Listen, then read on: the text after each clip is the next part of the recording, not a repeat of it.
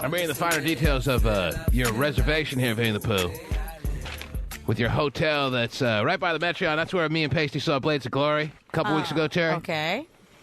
Now, when I went to the movies with Pasty Dave, and I don't go to movies that often. I can't remember really at any time in my life, except maybe when I was like in high school or younger, going to movies with just one other guy.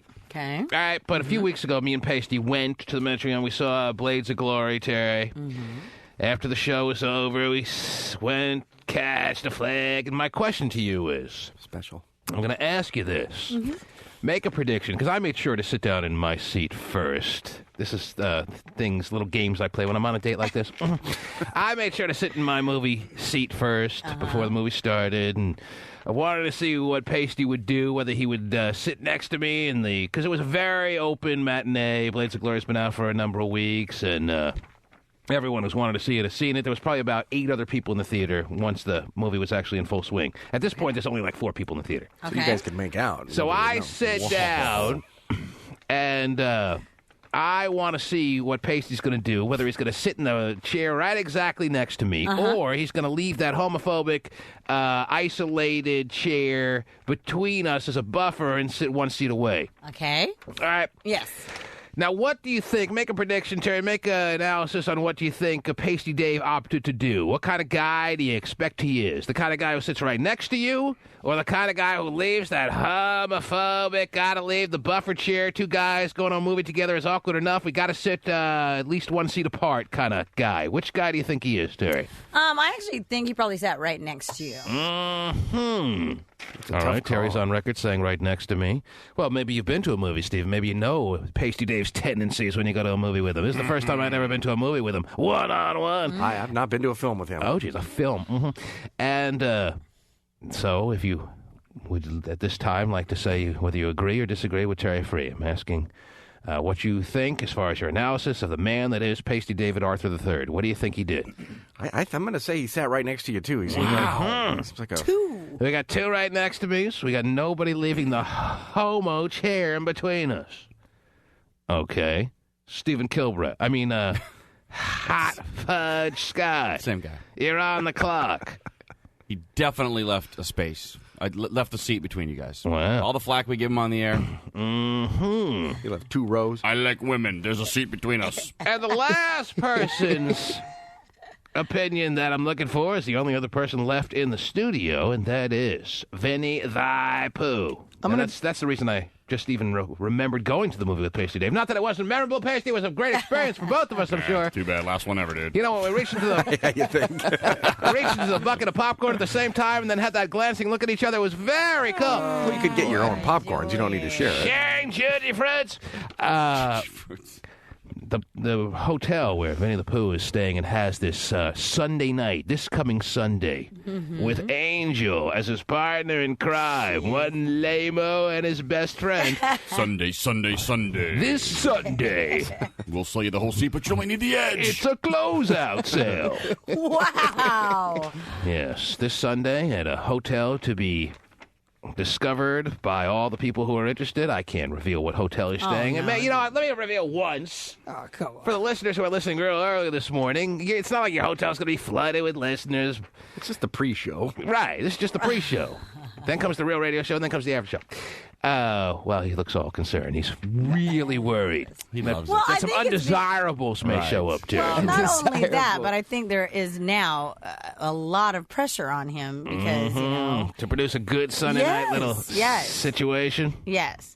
I mean, he fact put it out there all innocently enough. Oh, you mean the fact that Angel is now printing out all access passes to this Yes. to every corner of their hotel room? Yes. Now, is Angel chipping in for this hotel room since it's an Angel and Vinnie the Pooh party, or no? A Pooh party. I mean, it was. I mean, that wasn't discussed, but I mean, it's not a big deal. It's cool. You got a great deal. Let me just tell you that right now. Well, thank you.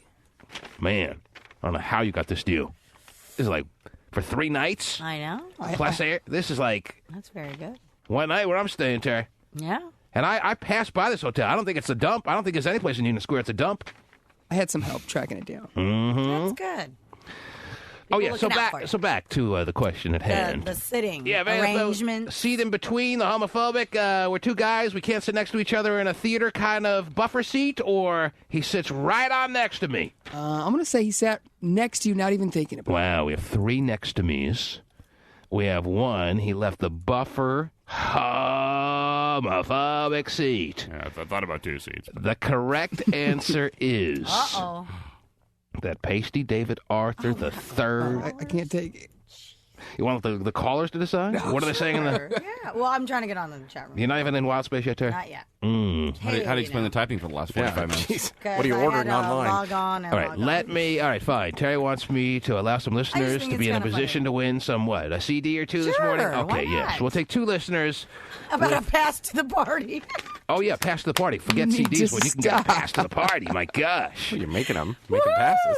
I'm not making passes. Yeah, you are making I'm passes. not making them. You're in it, though. You It's gave the invite yesterday on the chat You room. and Angel are one mind for the next at least 16 years. I mean, you guys are in this together. You're in bed together on this one, Oh, yeah, I'm definitely going out. so to speak. I'd like to leave a buffer bed if I could. So, the question is, why are you making up all these all-access passes to a friggin' hotel room if you're not interested in having people there? Why are you downplaying? Oh, I don't want anyone just to come. I don't want anyone to show up. You can't give the name of my hotel. Now he's acting all like I know. so exclusive. But Very good. yeah, yesterday on the Give on the name of the hotel. on the chat. Give Very the good move, by the way. address. Yes. The It's good. room number. Do it all. He's creating a buzz. You know you don't have He's a room number yet. creating a buzz. And you know you don't have a room number, and you know if someone calls the hotel and asks for Vinnie the Pooh, they're probably not going to get anywhere. Oh, Vinnie the Pooh, yeah, we know him. Yeah. He's the Poohiest Pooh. Oh, for sure. Top floor. Mm-hmm. All right, now let's go to the phones. Is it buffer seat or no buffer seat? John. Oh, jeez. Pasty's funny. He's like, did he sit next to him or not? Oh, jeez. I was like, Pasty, you sat next to him and you thought about holding his hand. I think this guy's doing his own show too, I Terry. know he is. John in Seattle. Yeah, you've been on the air now a couple of seconds. I don't know if you're aware. Maybe you are. Did Pasty leave a buffer seat or no, John? No, he sat next to you and he thought about grabbing your hand and everything. Mm-hmm. Mm-hmm. Absolutely, he sat right next to you, 100%. Wow. All right, hang on the line. If you're correct, I will give you your choice of CDs or an all-access pass, even though you're calling from the Northwest. If you want to, hey, I don't see why. If you could get yourself, you can get your hands on an all-access pass to the Vinnie the Pooh hotel room. Hey, you can knock it on a plane this Memorial Day weekend and fly down for the Sunday night all-out party bonanza that's going on. Sell it on eBay. That's. Oh, see, now you're thinking, Steve. Okay. Posted on Craigslist and everything. I'm being told by Pasty that everyone is assuming that he left no buffer. Really? Except, I mean, I see like nothing. No caller is saying that he left a buffer seat, Terry. Actually, now there is one. What I'm being told. Out of all these callers, Jason in Fairfield. Go on record with your thoughts, please. Yeah, I'm thinking he sat right next to you.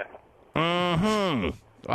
Okay, that was my only shot of the person I thought was on the line that thought he left a buffer seat, Terry. I thought. Everyone. I'm kind of throwing back at Pasty virginity, so, you know, he might be having these homosexual thoughts and, you know, might just not even include the buffer seat. Well, it's not homosexual to sit next to a guy, but Yes, it is, Steve. Well, Terry, you asked to go to the phones. Every caller, I could go through a million of them. Every caller thinking he sat right next to me. The only person who's gone on record saying that he left a buffer seat is right over here to my right-hand side. I'll be hot, shizzle, Scott. And the correct answer, Terry, as to whether he left the homophobic buffer seat or he sat right on next to me after I had established my seating first in the movie theater for Blades of Glory. With Will Ferrell and Napoleon Dynamite. Nothing gets you more hot than those two, Terry. The correct response is he left a buffer seat. Hot Shot Scott winner gets a pass to the party. Aljo, would you like a pass to the party or would you like a CD? I would like a CD if I could. Maybe a phonograph record instead if you have those. I made sure to even point out as soon as he sat down, I'm like, Pasty, what, you can't sit next to me? You leave a buffer seat? I got to talk to you from across the hall now? It seemed you easy. shouldn't talk during the movie. I always talk very loudly during a movie, Stephen.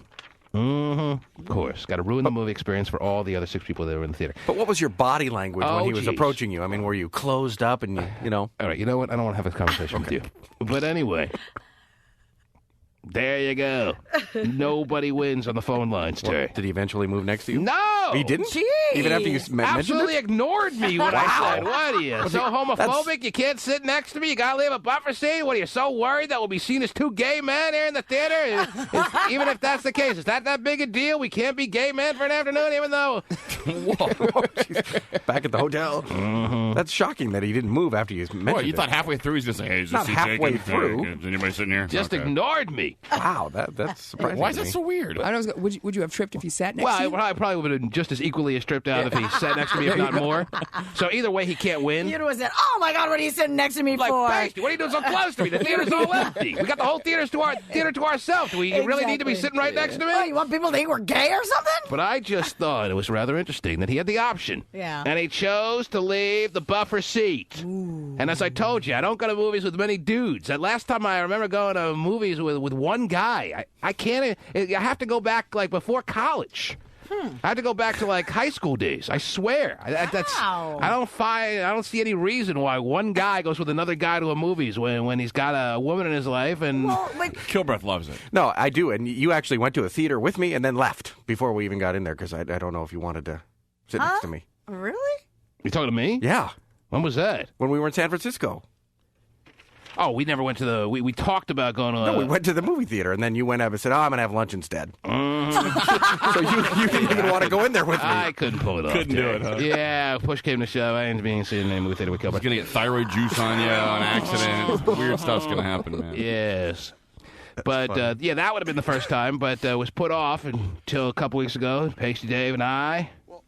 But curious. yes, Pasty. Oh, He's curious geez. about something. I'm curious. Finally, he's coming clean with If everything. I was Terry. over He's at your curious. place, I mean, none of this Oh, is happening, man. I don't see any reason why one guy should have another guy over his place. Wow, you Unless guys you're watching, don't like- Can't have friends. unless you're watching like Yeah, I know. Well, unless you're watching like a fight, you're going Okay, like let's say we're Ultimate watching Fighting the on fight. pay-per-view or something. But if you're going out, that's one thing. I mean, I've got out with one guy all the time back through like the 90s and even, when I was big clubbing it in late Right. 90s and early on in the new millennium, Terry. But of course now things have changed. I got 2 little kids. So these days are kind of over for me. Okay. And that's good. I don't miss them at all. But what's your question? Okay, let's say we were watching a fight. Okay, let's say we were over at your place watching a Which fight. is really, again, the only reason why I could see you inviting one guy. And there's no reason why you shouldn't invite a bunch of guys in that situation. Right. Why Well, you- maybe the rest of the fellas couldn't make it. Just the one guy. whatever could. Well, then the night's canceled. You watch alone. All right. So let's say One Pasty. guy's at Let's your say house. I invite Pasty over, and he's watching an Ultimate Fighting pay-per-view deal on my TV. All right, go ahead. And big living room, lots of places to sit in your living room. Right. I sit down first. You sit right next to me? That's a great point. Or do you sit somewhere That's a great visual that you've now painted to make it clear that the buffer seat is very acceptable. But this is a movie theater kind of structure. And in the movie theater structure, when you go with someone, the likelihood is that you're going to sit next to each other to identify that that's the person that you came with. This is my man. And it's harder to play footsie from one seat away. See, now in his defense, I wouldn't sit right next to you because I'm 3 bills. You don't need me spilling into your seat. I mean, I like to spread out, Maybe he was thinking of you, being conscious. And I understand. And I told you he could have not won either way. I mean, if he sits right next to me, right. I say to him, Pasty, the theater is 97% empty. Why are you sitting right next to me? But the fact, I wanted just to see what he would do. I sat down. He sat one seat away, so I had my comments either way. Yeah, you were ready, weren't you? So you couldn't win, Pasty. That's the way it is a lot of times with me. You can't Right, win. right. Well, and No I matter- think he's worked with you long enough to know that, Right. too, about you. Yeah. So Yeah, well. he's just going with the safest bet. There. Had a good time, though. It was fun. Yeah. Oh, jeez. Had a great time. Yes. I'd have sat From directly in afar. front of you. Just right in front of you. I mean, Will Ferrell was really on that day. Oh, he didn't you was. think? Yeah. Put on a great performance for us. Did. Yeah. I bet he did something over the top and ran around in his underwear. Oh, yeah. Have you seen it? He's a wacky guy, Terry.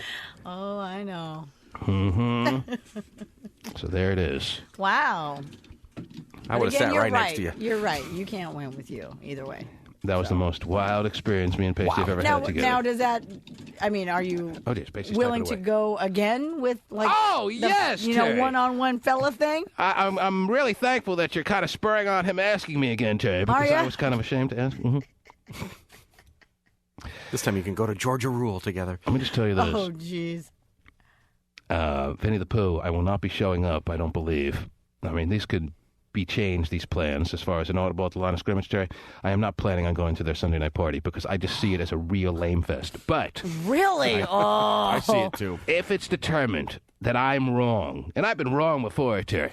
Really? Okay? You have? Just so we get this clear.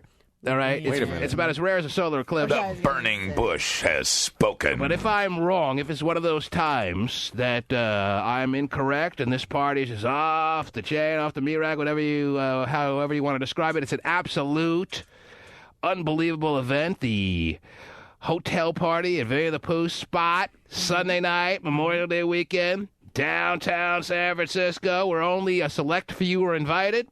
If they send me quick images to my laptop, and I see that there are some outrageous looking, just like banana babes, Terry, there, you know what I'm saying? Right. The women there are just like bananas, you know what I'm talking about? Got it. B-A-N-A-N-S. That's right. Yes. Thank you, Gwen. Well, then, there's always Monday. Oh, yeah. You're staying in the hotel till Wednesday. And I will apologize to you and ask, upon receiving your forgiveness, that I could come to your next night situation. Okay. But I ain't taking any chances to be seen at your lame fest on Sunday night, because the reality is that the predominant situation, the chances are going to be very clear that it's just going to be an absolute disaster. You think so? Yes, no doubt about it. Because so far, everything that you and Angel, and you haven't done much together. Yeah, I know. I've even planned. Anything you remotely. guys are working on is just an utter disgrace. I'll take the reins on this one. But all I can do is go up. I mean, that's good. Oh, yeah, that's right. We can't No get any- expectations. We can't get any Right, worse yeah. than last time.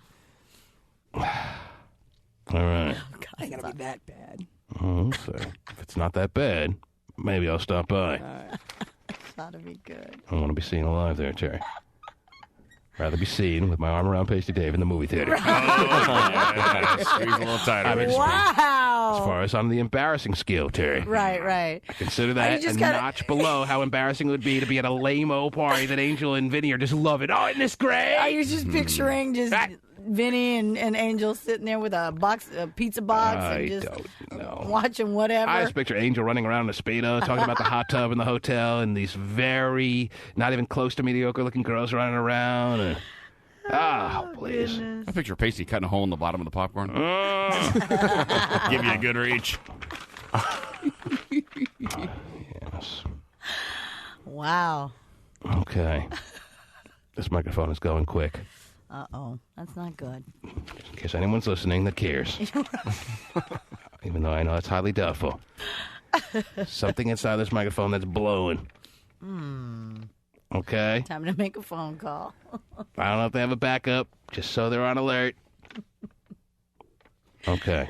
All right. Maybe it was all the talk about movie going with Pasty. But it's going.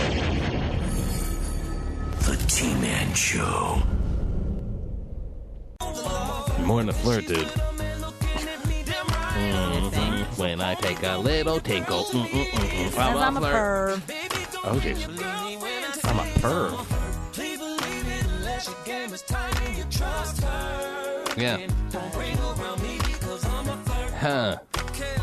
Hey there. Hey. Nice to see you. What's going on there? What's It's happening? big day today. How's that? It's an important day today.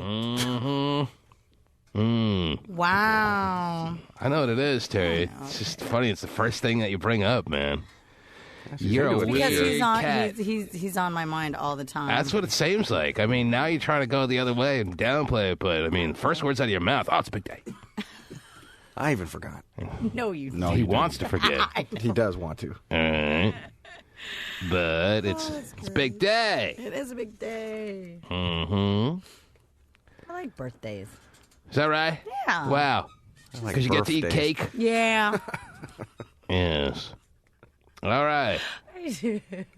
Well, there it is. Stephen brought cake for everyone, I'm sure. It's the Kilbreath birthday show. Woo! That's about as much excitement as we're going to get out of any of us. Except Terry, who apparently has some birthday sex all set aside. Yes, Stephen Kilbreath. Blowing out the candle. I mean, she didn't dress very sexy today or anything, but hey, that could change in a big hurry once All you my get your clothes hands are on her. Yeah, down. shower here. Ready for later. Are you going to shower here? Yeah. No, man, Steven said something about showering. No, I said there's a shower here, so she's going to get ready for our lunch. She didn't want to hit you with it. Mm-hmm. All right. She's going to jump out of the cake. Yeah. That's hilarious. Okay. How are you doing? Look at this over here. Uh-oh. The itinerary of Vinnie the Pooh. Watch out. What a good deal you got, by the way. Man. Unbelievable. Well, there you go. 3 nights at a hotel in Union Square and all the fixins. Airfare, everything, $685. Wow, with airfare? that is great. I don't know what kind of rat hole you're staying in, but actually, I know this hotel, and it's fine. It's a good deal, man. Well done. Yeah. Excited? Well, he showed us all. I know Angel's excited because he's printed out VIP. He's actually got like these. He's going to maybe laminate them. I don't know, but he's got these passes that he's actually printing up with his computer, Terry. Are you serious? For his hotel, yes. Pretend like you don't know, right? I didn't know about the passes. Yeah, you know about the passes. They'll pretend like you don't know. He's probably rolling out the red carpet in the hotel right now, too, by the way. Oh, man. Don't think I'm going to let that slide. We're going to address that at some point this morning. Oh, no. The red carpet or the passes? I don't know. How about both? All right. Got lanyards for him. Now, who's Zach and Joey? Zach and Joey in Santa Rosa. Isn't that a show on Nickelodeon or something? Well, if it's not, it's going to be this fall, Terry. If I have anything to do about it. Yeah. What's up, Zach and Joey? It says here that you've been up all night listening to the show. Now, how is that possible?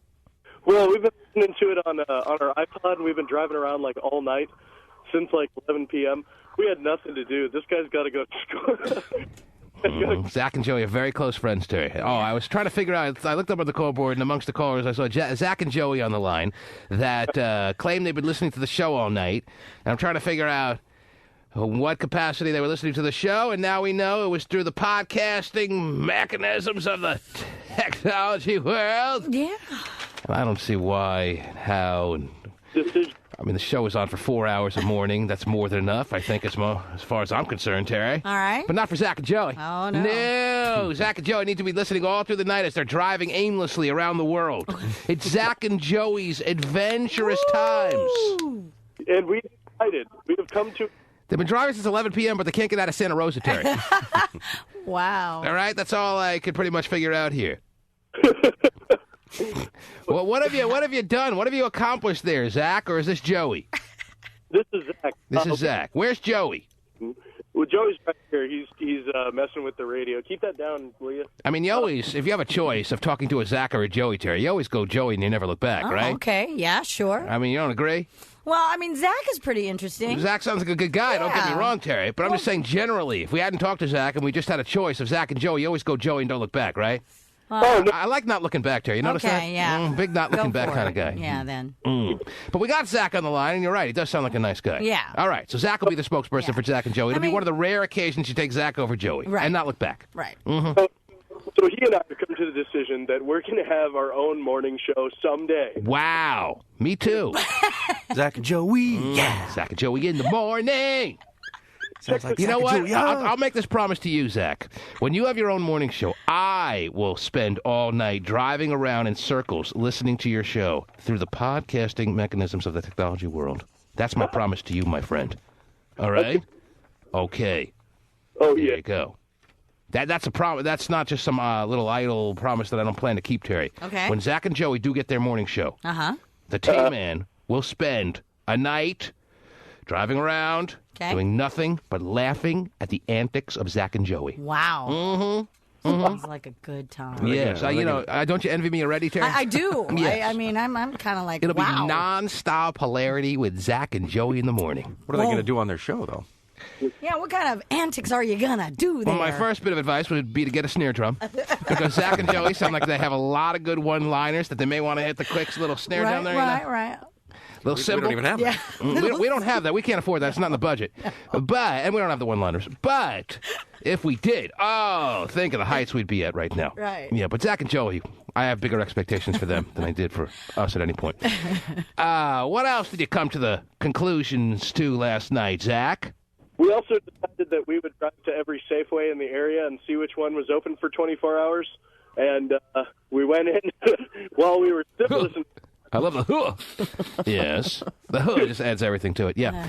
Aren't most Safeways open 24 hours, Terry? Aren't most grocery... I mean, this is 2007. Aren't most... And in case you're podcasting, this is 2007. Aren't most grocery stores open 24 hours these days, or what? Not always, no. I don't know about many grocery stores that close anymore these days. I'm sorry, we're closing. Come out to where I live. Yeah, where I live. Where you live is the boonies. I mean, the whole... 12 o'clock. You don't even realize the whole area is closed. Yeah, God's country, you know, they close stores early. I mean, you moved to a place where the whole place is closed. Right. That was by choice. Out of business. God's country. Why does he make it flood every year? They dimmed the lights on your city a long time ago. All right, so did you find a grocery store that's open 24 hours, Zach? We did, and we went in with our iPod blaring. We had T-Man going, dude. Well, let me tell you, that must have been a treat for all the overnight employees at the Safeway, Terry. All right. Mm-hmm. And they had the employees in there all stocking the shelves and listening to T-Man and cracking up. Well, let me tell you, Zach, you're really onto something here. You are going to really spread this grassroots kind of show that we have here, Terry. Yeah. This underground program. Zach and Joey are spreading the good word from one stock employee to the next. So Zach and Joey's morning show is just basically replaying our show. Is that it? No, they're going to have their own show, but in the meantime, they're going to do their best to help out our show, Terry. But then once they get their own show, we will be willing to step aside for all they've done for us. Oh, wow. Okay. Zach, wait till the supermarket, the grocery store employees hear this podcast later tonight, huh? Yeah. I go crazy over it. Yes, there you go. If you can listen any time now, podcasting, well, why do you get up so early now? I don't know, man. That's good. You're talking to me, Steve? Yeah. Oh. I mean, you could record it at 4 in the afternoon. You're exactly right. I think you're onto something. Good night, everyone. We'll go find a 24-hour Safeway, look for the half-price donuts, and go home. Zach! Zachary! Fine. I'm glad you're out there, buddy. I hope you stay in touch, you and Joey, all right? I mean, not you to Joey, but like you and Joey to me. Right. Well, calling back. All right, you're starting to break up, Zach. Technology's not that great yet. We're not breaking up. We're really close. Oh, jeez. Zach? Yes. It was a pleasure talking to you, sir. It's been an immense pleasure. I hope you check in on a regular basis, my friend. Oh, yeah. The podcasting, listening audience of the world needs you to be a regular caller there, Zach. Oh, yeah. Oh, yeah. yeah. Mm-hmm. Save lines like that for your morning show, Zach. Don't waste them on me. Okay, there he goes. Zach and Joey in the morning. Yeah. He just needs a wheel sound, and he's all good. That's right. It's a matter of time till Joey says, no, it's Joey and Zach in the morning. Oh, jeez. If they're real radio people. Then all hell breaks loose. The T-Man Show.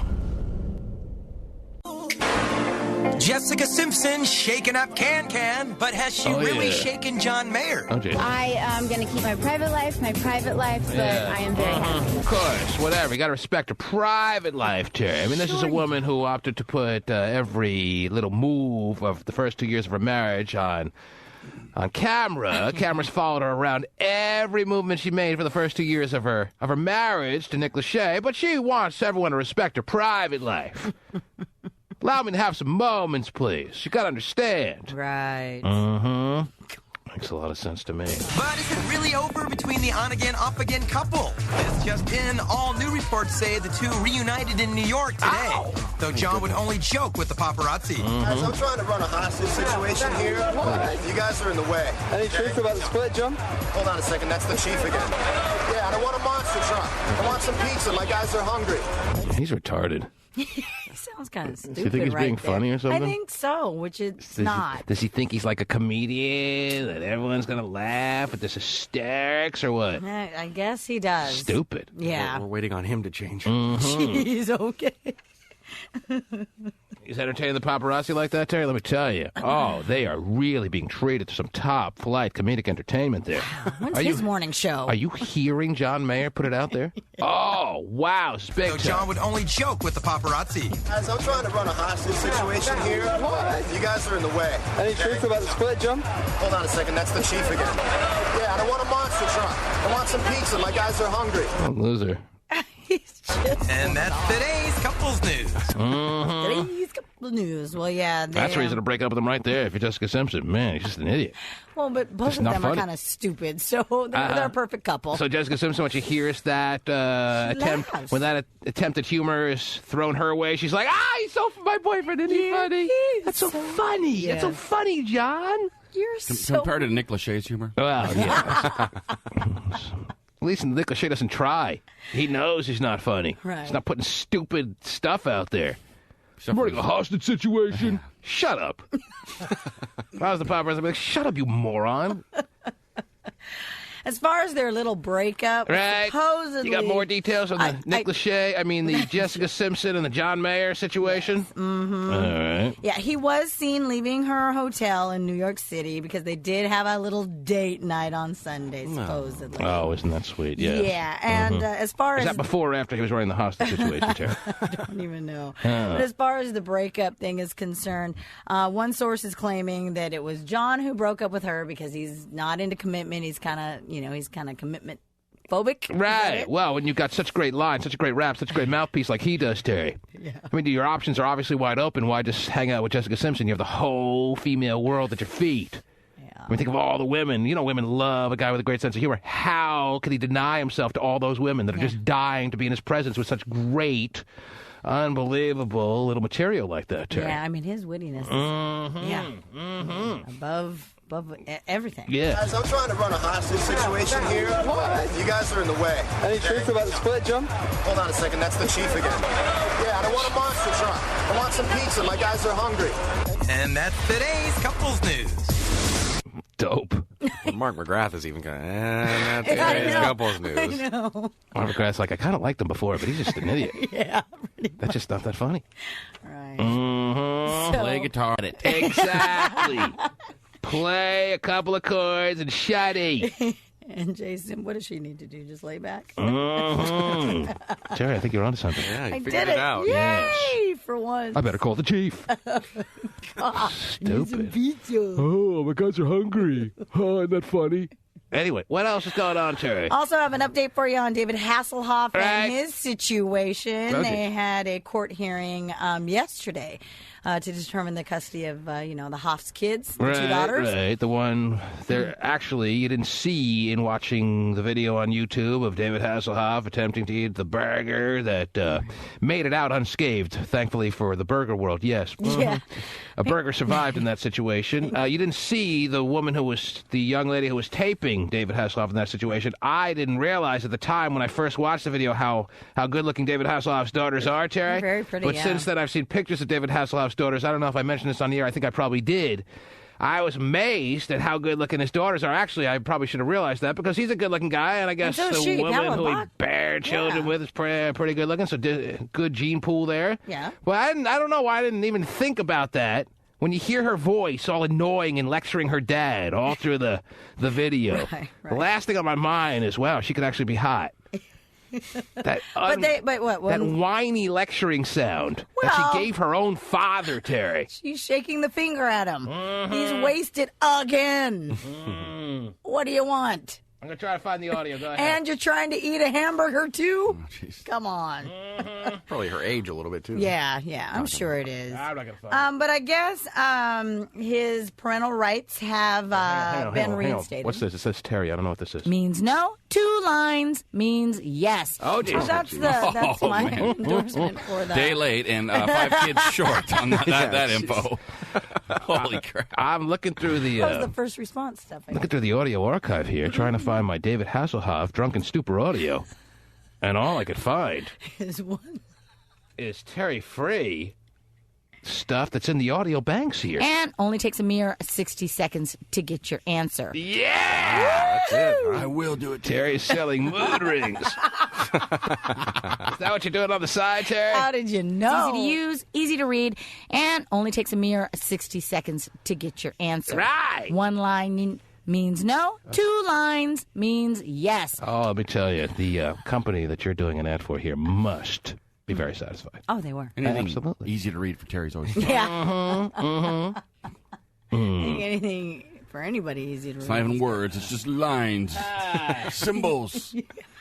It's not the cavemen did it. All right, keep going, Tari. Anyway, I was going to tell you that his parental rights in his visitations have been reinstated, apparently. Really? So that's good to know that you can be in like the biggest drunken, inebriated state in the world for all the world to see on video on YouTube, and still judges in the courtrooms of America will give your kids back. Right. It's good to know. However, he has agreed to alcohol testing 3 times a week. I've heard that before. Yeah, I know. Huh? Face, you know where it is? You gonna give it a crack here or what? Oh, he's gonna give it a crack. It's so close. Okay. So, unfortunately, but there is a gag order on everything, all the went on in the courtroom and stuff, so they can't really say a lot. But the end result is of this court little session that happened yesterday is he has custody of his children back. Well, yeah, it was reinstated his visitation and their. If I had to put my money, if you told me last week that one of the following 2 people were going to get their kids back as far as custody, Alec Baldwin or David Hasselhoff, I would have probably put $1,000 on Alec Baldwin. Really? I mean, I wouldn't have felt good for either case. But if you told me, if you said, T-Man, I'm looking at my crystal ball here, and one of the 2 is going to get custody of their kids back, I would have said, well, I guess I got to go with Alec Baldwin because he wasn't like laying there as drunk as drunk can be, Terry. Right. Yeah, he called his daughter a little piggy. Little piggy. But ungrateful, right? An ungrateful pig. Yeah. But if I have to go one or the other, I got to go Alec Baldwin. Now, his little custody hearing or whatever, visitation hearing, I think is coming up in June, correct? What's this now? June that 5th. ain't it, Pasty. Oh, bummer. A little lower. What? His it's close to there, though. I remember it being right by there, if that means anything to you.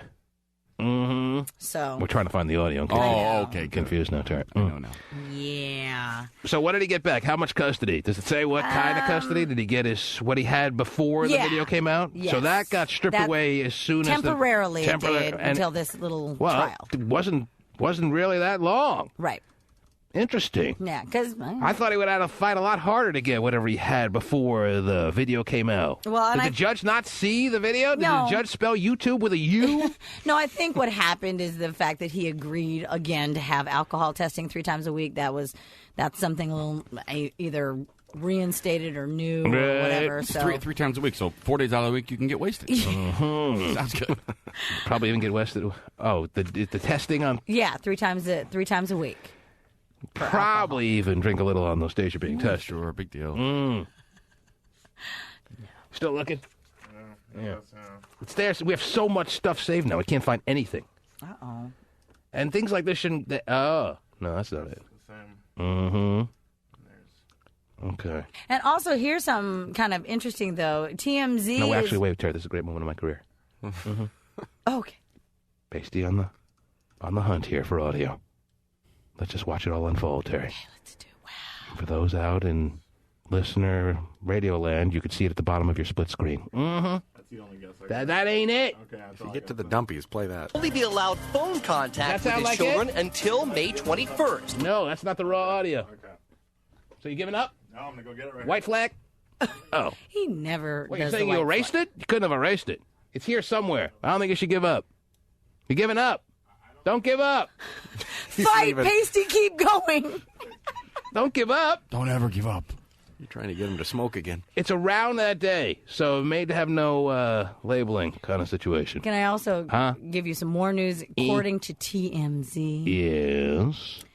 Sources say that, and this is just according to TMZ, that a judge gave David full custody of his girls for 2 weeks because apparently they want Pamela Bach to go undergo some drug and alcohol testing too. So that helps his case when she's strung out too. Yeah, go with that right there. Nah, never mind. I don't want to hear that. Somewhere before 5'9". Anyway. Well, it's not labeled with David or Hasselhoff. Apparently not. No, Or drunk or burger. I don't know why we don't think ahead like this. Pat O'Brien. And actually... yes, probably under Pat O'Brien. And actually... We're making a mockery out of the Stephen Kilbreath birthday show, and that can't happen. I forgot about that. Oh, yeah. Right? That's always at the ready. Yeah. Oh, we could find this in a heartbeat. Oh, this is VTP, actually. Does that guy have a job still? You see him on TV. It's shocking. man. All right, I get that we could find that, but what about the Hoff? What else is going on in the world, Terry, please? Also, I don't know what's going on with Qantas, but a flight attendant, male, by the way, yes, offered Keith Urban, who is a recovering alcoholic, right? He just got out of rehab a bit ago. Fine. A complimentary bottle of wine. Nice gesture. Yeah, but not well, to an alcoholic. If I'm a flight attendant, Terry, I don't have a list of all the celebrities of the world that you're trying to make an impression on as to which ones just got out of rehab. I mean, I guess you should assume they all have. Yeah. But I wouldn't know that Keith Urban is an alcoholic or is a recovering alcoholic, whatever the case may be. But that's been very prominent in the news. This is not as big a scandal as some Qantas flight attendant taking, what's his name, Ray Fiennes to the bathroom and getting all VJ'd up there. Right, that is true. That is true. He could not drink it. Maybe that's what this male flight attendant was hoping would be the end result of this. Was Keith Urban insulted? Was he angry? No. Was he very, very thankful? I'm sure he probably was very tempted. Mm-hmm. Apparently, his security guard was sitting right next to him and pointed out that he doesn't drink. Good thing Keith Urban has a security guard on commercial flights, Terry. Because he wouldn't make it to Australia alive. Right. No. Ripping his clothes off every chance you get. That's right. Mm-hmm. And by the way, apparently Keith Urban said that the flight attendant said, "Welcome to Adelaide, Mr. Urban," and offered him a bottle of wine. Welcome to what? Adelaide. Adelaide? Adelaide. I don't get it. Probably a city in Australia? In Australia or... Well, you're making it seem like that's such a big deal. Why even bring that up? Why, well, I was just telling you that he knew that Oh. this was Keith Urban. Oh, so I see. That's, offering him the so wine... it's the Keith Urban I should be focusing on and not whatever Adelaide means. I had trouble, too. Sorry. Thank you, Stephen, for following Do you realize you can be the most confusing newscaster in the I can. history of the world right now, Terry? Yep. Mm-hmm. I mean, maybe someday someone will surpass you, but I think you got it. Well, I was sticking with the story. Oh, He was, coming in or You're out of Australia. You're not even a good arm flailer, Terry. Every time you try to flail your arms, you're banging to the microphone. You're a klutz. I am. That I am. You're a 5 foot The only tall. thing I can do well is give birth. Oh, jeez. And that's not even that good. Even then, you might be klutzy for all we know. You're on bed rest, man. The baby might be clunking all the way out for all we know. Not the first 3. You're a 5 foot tall Filipino klutz. Hard to master, by the way. Well, at least I don't hurt myself too bad. You're I'm so close to the ground. You're only 5 feet tall. One of the benefits, I would think, is not being a klutz. Oh, well, it happens. Mm-hmm. There are exceptions to the 5 foot tall rule? Guess so. Wow. And aren't most Filipino women kind of graceful? No? I don't know. I just you don't know anything about me. your culture? No. I just know about me. Ask anyone about their culture. Are you people graceful? Yes. No would be the answer immediately. People would know. All right. Stephen Kilbreath, whoever your people are they graceful? Yes or no? Probably not. No. You're not proving my point, Stephen, with the probably not. My people? Not graceful. Okay. He knows his people, whether they're graceful or not. Because he knows his culture. Well, if that's what we're going with, well, yeah, you're right. White people, that's my culture. Oh, geez. So, no, Hot's not Scott. Your people, are they graceful or no? Come from a long line of ballerinas. I'm going to say yes. That's right. The man knows. See the point here, Terry? Got it. They the Pooh, your people. You're familiar with your people, right? I'm very familiar with there my you people. go. Are they graceful or not? They're very graceful. There you go. They're great athletes, too. Mm-hmm. All right. I didn't ask anything else. Okay, but graceful, you know. There you go. Grace is more than athletics. You are right, Steve. Terry, your Filipino people, are they graceful, yes or no? Yes. You have no idea, do you? I just said yes. Mm-hmm. You know you have a 50-50 shot. Sure. Mm-hmm. Okay. It's nice to know. Okay. Mm. And gave you a To solid a answer. better night's sleep. That ain't it, Pasty. But that was a nice try. Laying on the floor drunk will get you a better night's sleep. Right. The audio. David Hasselhoff didn't sound that bad, I'll tell you that right now. The T-Man Show. MySpace says they will help investigators track down sex offenders. They just announced today they will start sharing sex offender information with states. Nice. Previously, they had refused to help because they said would violate federal privacy laws. Rats. But now that several state attorney generals have filed subpoenas, the company will turn over information on registered sex offenders that the website has identified and removed. MySpace just got a little uncooler as far as I'm concerned, Terry. No, I think Rats! No, I think that's good. Well, of course, I could see your point on how you would think it was good, but the reality is that MySpace just amongst the community of rats out there these days, and you got to allow me the opinion, my assessment on this, that they just got a little uncooler, Terry. Not saying that the world wouldn't be a better place with all the sex offenders rounded up and out of the way as far as underage kids being violated are concerned, but MySpace doesn't have to succumb and be the ones to do it. Well, I think that if they're subpoenaed, and I mean, why not? Why wouldn't you use a different name? Well, I'm sure some of them do, but in order to track people down who are the sex offenders, they'd have to use their real name and basically give a map quest to their home. Right. For them to track them down. So anyone who is actually soliciting underage people on MySpace would be using a fake name and a fake profile. So who are they really going to get? No, I mean, nobody. No, that's not true because they've already identified some. And there are plenty of, sex offenders. Bunch of rats. But plenty of sex offenders out there who are stupid enough to put their name and a map to their home. Well, your point is well taken because if the Dateline show is a Dateline that has to catch a predator, if they've been on now for how long? 3 seasons, 3 years? Yeah. Showing people embarrassed like no person could ever be. I mean, totally calling them out. Yeah. Yes. And yet there are still people in record numbers soliciting minors on the internet. You would think, that people are pretty stupid as far as letting themselves be vulnerable in doing what they're doing in the most seedy and lawful fashion. So I can understand your point. Right. But you have to acknowledge that I'm right, too, Terry. No, I don't think MySpace so. just got a little uncooler. I think it's gotten a lot safer. Time to go to Facebook. First the uncooler, now the uncooler. No safer. Yeah, those guys on Dateline, they'll drive 3 hours to go meet a 14-year-old. No kidding. Oh, yeah, with a six-pack of beer in their hand. And think about how far you'll drive with a tall boy. I mean, you don't even need to hide anymore. The crews can stand outside of the house. They're still going to go in. Yeah, they still go in. And you're they're probably here for something else. MySpace. So you're going to tell me that MySpace is going to round up a lot of predators? I believe that they've... Through their website, please. Well, yeah, I think you'd be surprised. Maybe not, an overwhelming amount, but enough to, get the ball rolling and... If Chris Hansen wants to IM you, you should probably not talk to him. Yeah, you think? Okay. But I think that it's gotten a little bit safer. I don't need to be on MySpace. I know everything I'm doing is perfectly on the level, Terry. Although it's kind of seedy, it's perfectly on the level. Yeah. I don't need to think that MySpace is ratting people out. Well, but I think Next thing I got to call my wife. Do you know what your husband did today? He was talking to some girl in a very fresh way. Just thought we'd let you know, because we are the moral police. Not to say this is a moral issue, this is a legal issue that we're dealing with, but where does it end? Now that MySpace has gotten into the ratting business, Terry, and has gotten uncooler, I knew this was going to happen as soon as they sold out to Fox. Aren't they owned by Fox now? Wow. Fox dips into their piggy bank and just buys out MySpace, and I knew that the uncool days were coming. Well, now that it's safe, you can unprivate.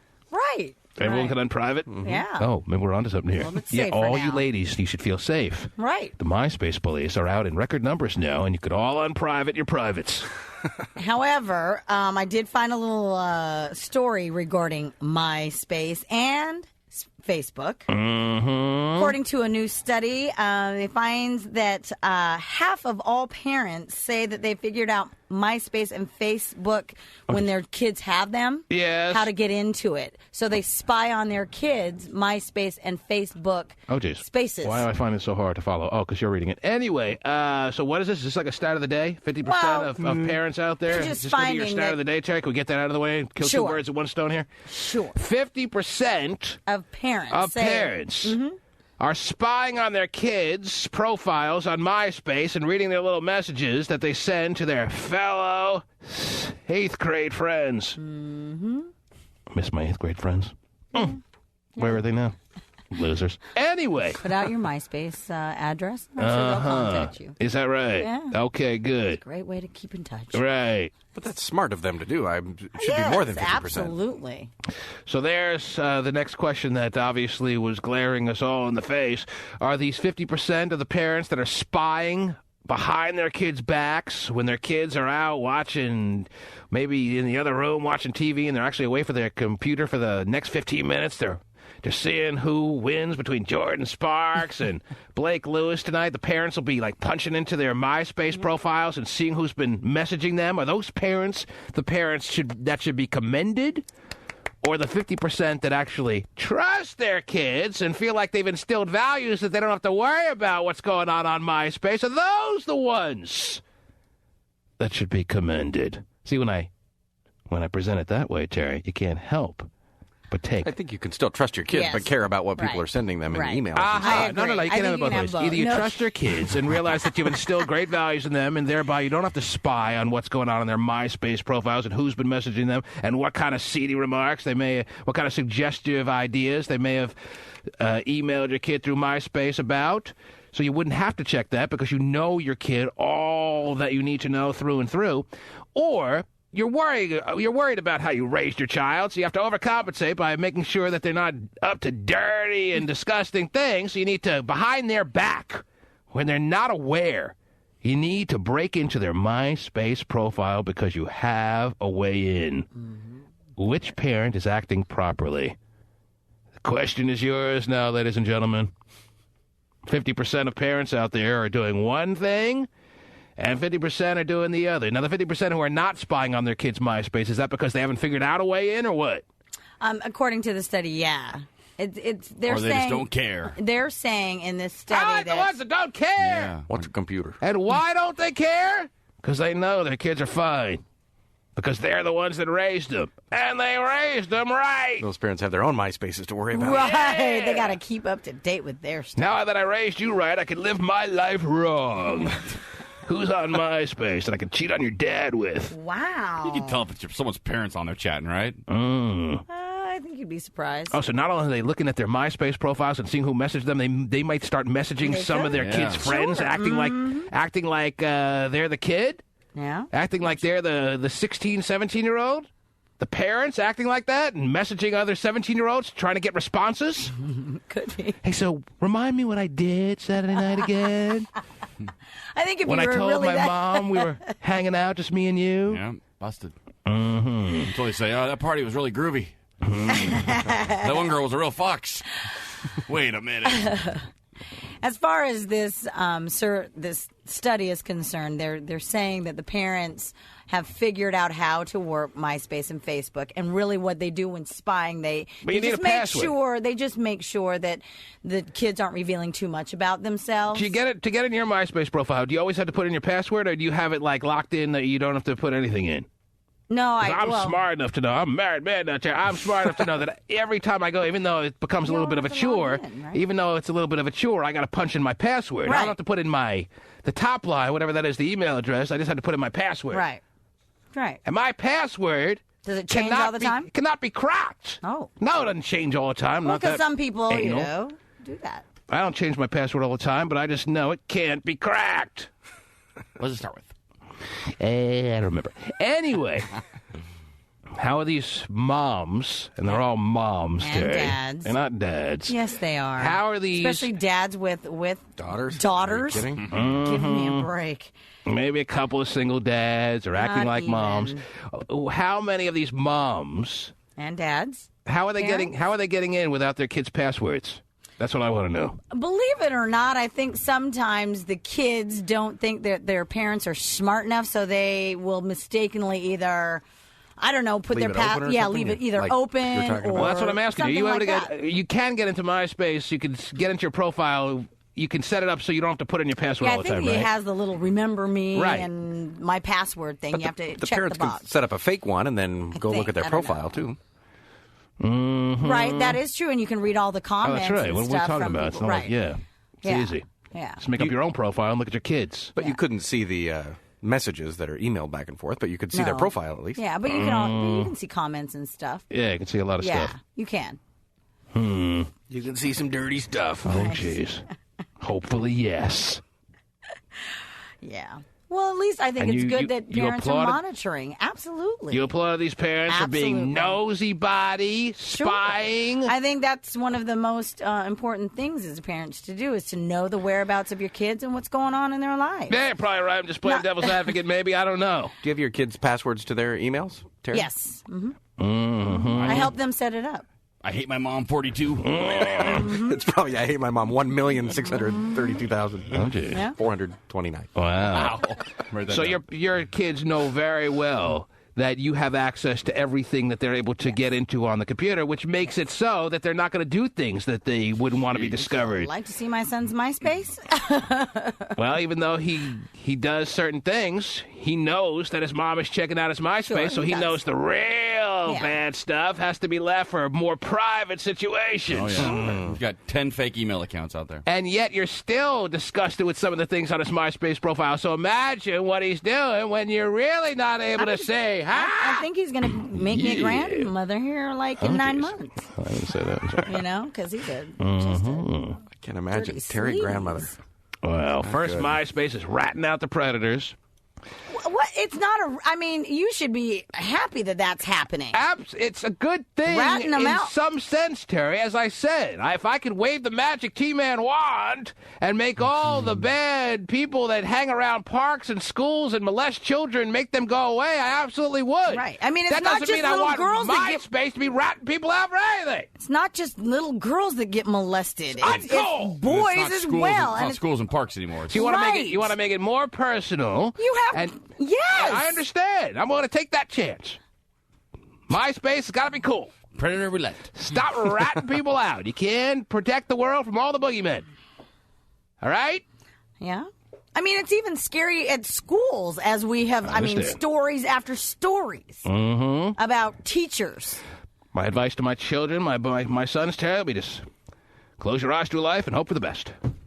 Right. Well, I mean, but you do Give it a whirl. the best that you can to protect them as much as you can. Of course. And then after that, you just got to, like, clasp your hands, say a little prayer, and hope for the best. Right. That didn't work out too bad. Dear Satan. MySpace ratting people out. Well, I just don't like that idea. all right. Well, you They should have ain't bought them then. They ain't catching anyone anyway. Well, They ain't catching any real hardcore predator, please. I shouldn't have bought what? I said you should have bought MySpace. I should have bought them? Yeah. I don't got that kind of money, Terry. Oh, All right? Maybe you think Pull I got... in a little of your fellas. You know. I haven't accumulated $500 million yet, Terry. That's what they sold for. Yeah, I'm a little short of that. Okay? But if I could have, I would have. I would have God, kept can it you imagine cool. if you had Predator's Playground. Oh, man. No, we have discussed how MySpace had become a predator's playground, Terry. But I don't think all this does is put people on a weird alert. I don't think this really gets any closer to ridding the planet of all the bad molester-type people of the world. But don't you okay? think the information of making people aware is going to, you know, It ain't gonna help? scare anybody. If you It's have going to help at least. If you have some sickness that makes you feel like you got to molest children, then you're going to go and do it. But it's unfortunately, the information is going to help those who may be let us find other the sites and other victims. seedy ways of doing it, Terry. You're not going to stop people. Oh, MySpace is cracking down, so I'm going to stop my ways now.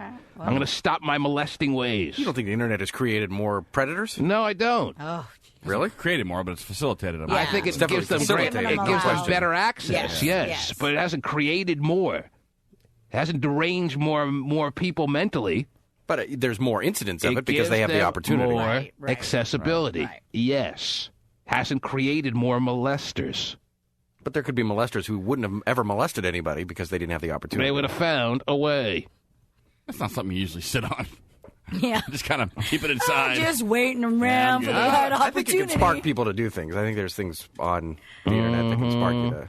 I think a hot I don't think you see a topless 14-year-old boy and go, wait a minute, I had no idea. 1-866-663 T-Man is the number to call. Let's get people's reactions on this, Terry. Let's start with Jasmine in San Jose. Yes, Jasmine. Oh, her T-Man. MySpace is being invaded, Terry, and she didn't even know it, probably. Yes, Jasmine, go ahead. Okay, well, I did know. I don't remember how I found out, but I did know.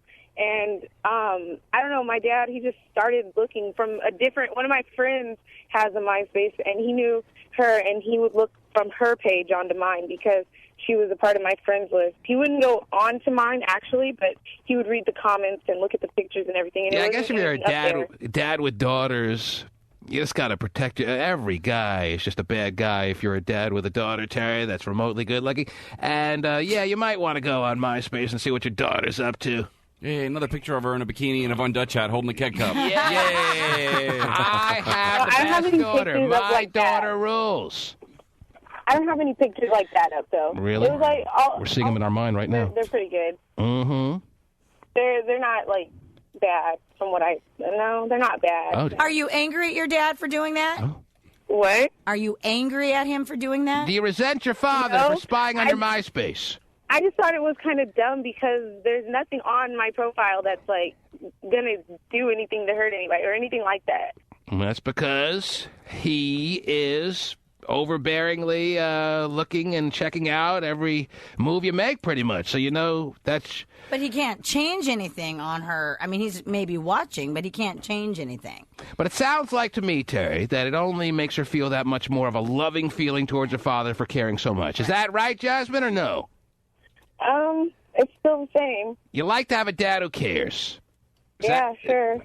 Is that it or what? Sure. All right. What about us looking at her MySpace? There it is. We already are, Stephen. Oh, You're too late to the party. Uh-huh. Oh, she looked good, yeah. Mm-hmm. Lame. Damn shame. Just out there. Chelsea in Seattle. Yes, Chelsea. Hey, how you doing? What's up? Not much, but I have a couple of thoughts. I agree with you, T-Man, on the whole Predator thing. Mm-hmm. It's ridiculous. MySpace has 1 million privacy settings. If you go and meet up with a 40-year-old man, that's your own fault. Yeah. Yeah. Exactly. What if he says he's 17? So where are you guys meeting today? Well, that's your own fault if you go meet someone you meet off the internet without knowing him. You're a dumbass. That's kind of the point, is that sometimes 14-year-olds are dumbasses. And they need a Well, little you know, help. if they're 14 years old and they're going to meet up with a 17-year-old guy they talk to on the internet, they're not that much of they're not a genius. That's what he said. Well, who are 14-year-olds supposed to meet up with? Be a realist, you know. You're like 14 years old. You shouldn't be meeting people off You the shouldn't be internet. meeting anyone, But at anywhere, 14, at any you time. think you know everything. Right, that's the you point. think that's You the need a whole little help in point. this world. Hello. When you're Duh. At what Well, age? and then with the whole parent thing, I think parents should have enough trust for their children for things like that. But I mean, if your kid's like, you know, a little bad 14-year-old, then yeah. My parents check my MySpace. They used to check my MySpace when I was younger, but now they even go there to look at my pictures because they live in different states. How old are you now? I'm 18. Really? What are you doing? What are you doing these days with your life? Pardon me? What I do in my life? What are you doing? Yeah, what are you doing with your life these days? I'm working and going to school. Where are you headed right now? I just got to work. Mm-hmm. Yep, I work at a tanning salon in Seattle. Oh, yes, you do. That's weird. Really? How often do you tan? How often do you reap the benefits of your biz? How often? Yes. I'm about to go this morning. Yes, you are. It's great when you're 18, you can tan all the time and you don't look a little leathered or weathered. But when you're 40 and do it, it doesn't look right. Right. Yeah, I know. We have like the 60-year-olds who still come in every day and look like Leatherface. 60-year-olds? Mm-hmm. Wow. Good for them. Good for them for giving it their best shot, Terry. Not giving up on trying to look good. Good. deal, So yeah. what? So you have to write Paul Tagliabue across their forehead. It's But okay. at that age, it just looks worse. I like people who haven't given up, Terry. Given up hope. We were commissioned, though, so we just lie to them and tell them they look good for, so we'll buy more. Nice. Yeah, they're seconds away from skin cancer, which is long overdue. Doesn't matter. They're still trying. Chelsea, Some of them still have it and still go. you obviously have no boyfriend at this time. Is that right? Actually, I just broke up with one. Why did that happen? He was boring, you know. Yes. I like the guys that are a little more controlling, and he was too passive. She wants a more controlling guy, Terry. Okay, Chelsea, call me after the show right now. She wants a guy who will keep her under his thumb. She wants a guy who is on top of her every move. Super controlling.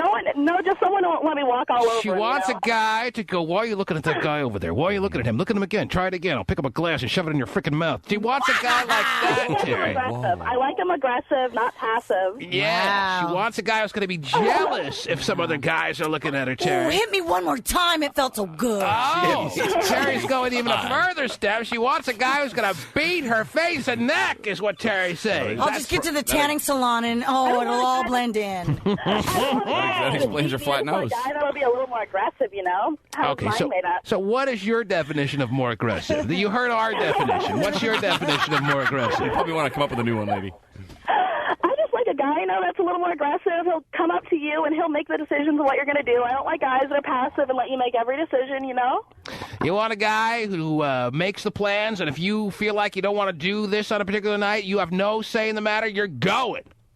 Oh, no, I'm not that. Oh, no, I'm not one of those girls you can be walked all over. Oh, hell no. Whatever. It's too late for that. Yeah. Chelsea, we go to Olive Garden, we have relations, then you go home. She wants controlling, aggressive guys, Terry. Isn't that interesting, Terry?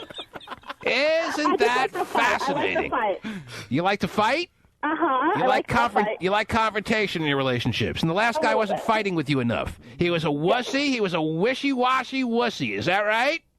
I'm a serial dater. I know because I always fight with the guys, of course, but it's okay. Wonder how hot she is, Terry. Well, she wants to go to her MySpace. Have you been to a tanning salon lately? Okay. Of course. I know that she's got to be hot, but I'm wondering how hot is this front desk tanning salon worker here? I always walk out in the hall just in my towel and say, hey, the bed's not working.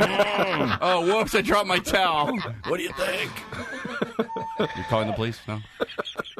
You guys can look at my MySpace. What's your MySpace address? It's private. It's private, fine. Why?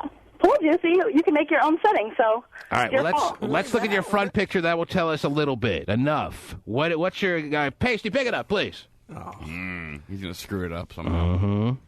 That's probably a picture of a sunset. When you think aggressive guys, you think Pasty Dave. Totally controlling with Chelsea. Her every move will be dictated by the great Pasty David Arthur III, Terry. Yeah. You will bow to my parents when you come in the house. Enjoy the scalloped potatoes. Say, after every bite. Oh, jeez. Are we still talking about dinner, Terry? Yeah. Okay. The T-Man Show. Did Brittany really suffer technical difficulties during her Saturday night show in Orlando? Yes, the track she was singing along to malfunctioned and started skipping. Right. Did you hear that skipping, Terry? Yeah. That happens a lot to all the music of the world today. Don't you hear a lot of skipping? All the time. I don't know why anything should skip these days. Is someone just messing with her or what? Could be. Someone in her road little crew just like, let's just show the world what a fraud she is. Waiting.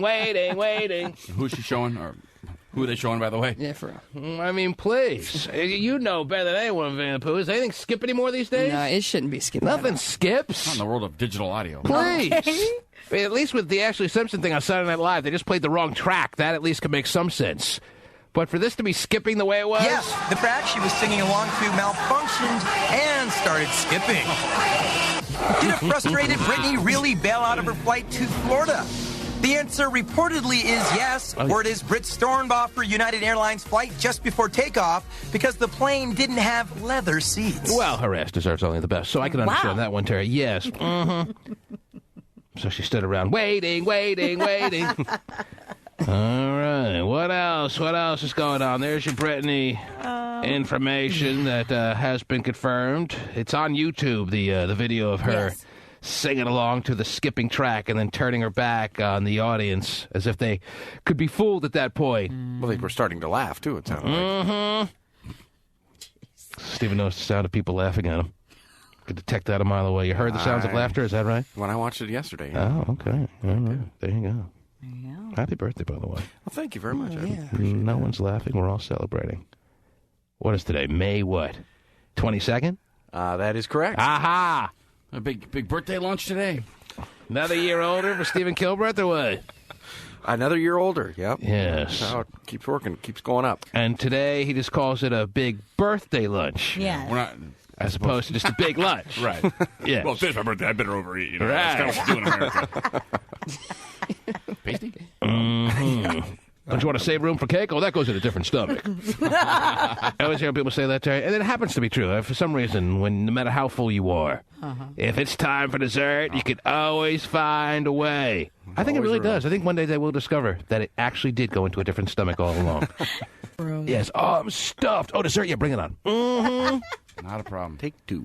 No problem. What else is going on, Terry? Apparently, scientists have discovered a new use for Viagra. Oh, yes. What now? It's supposedly cures... How now am I going to wreak havoc on the world, Terry?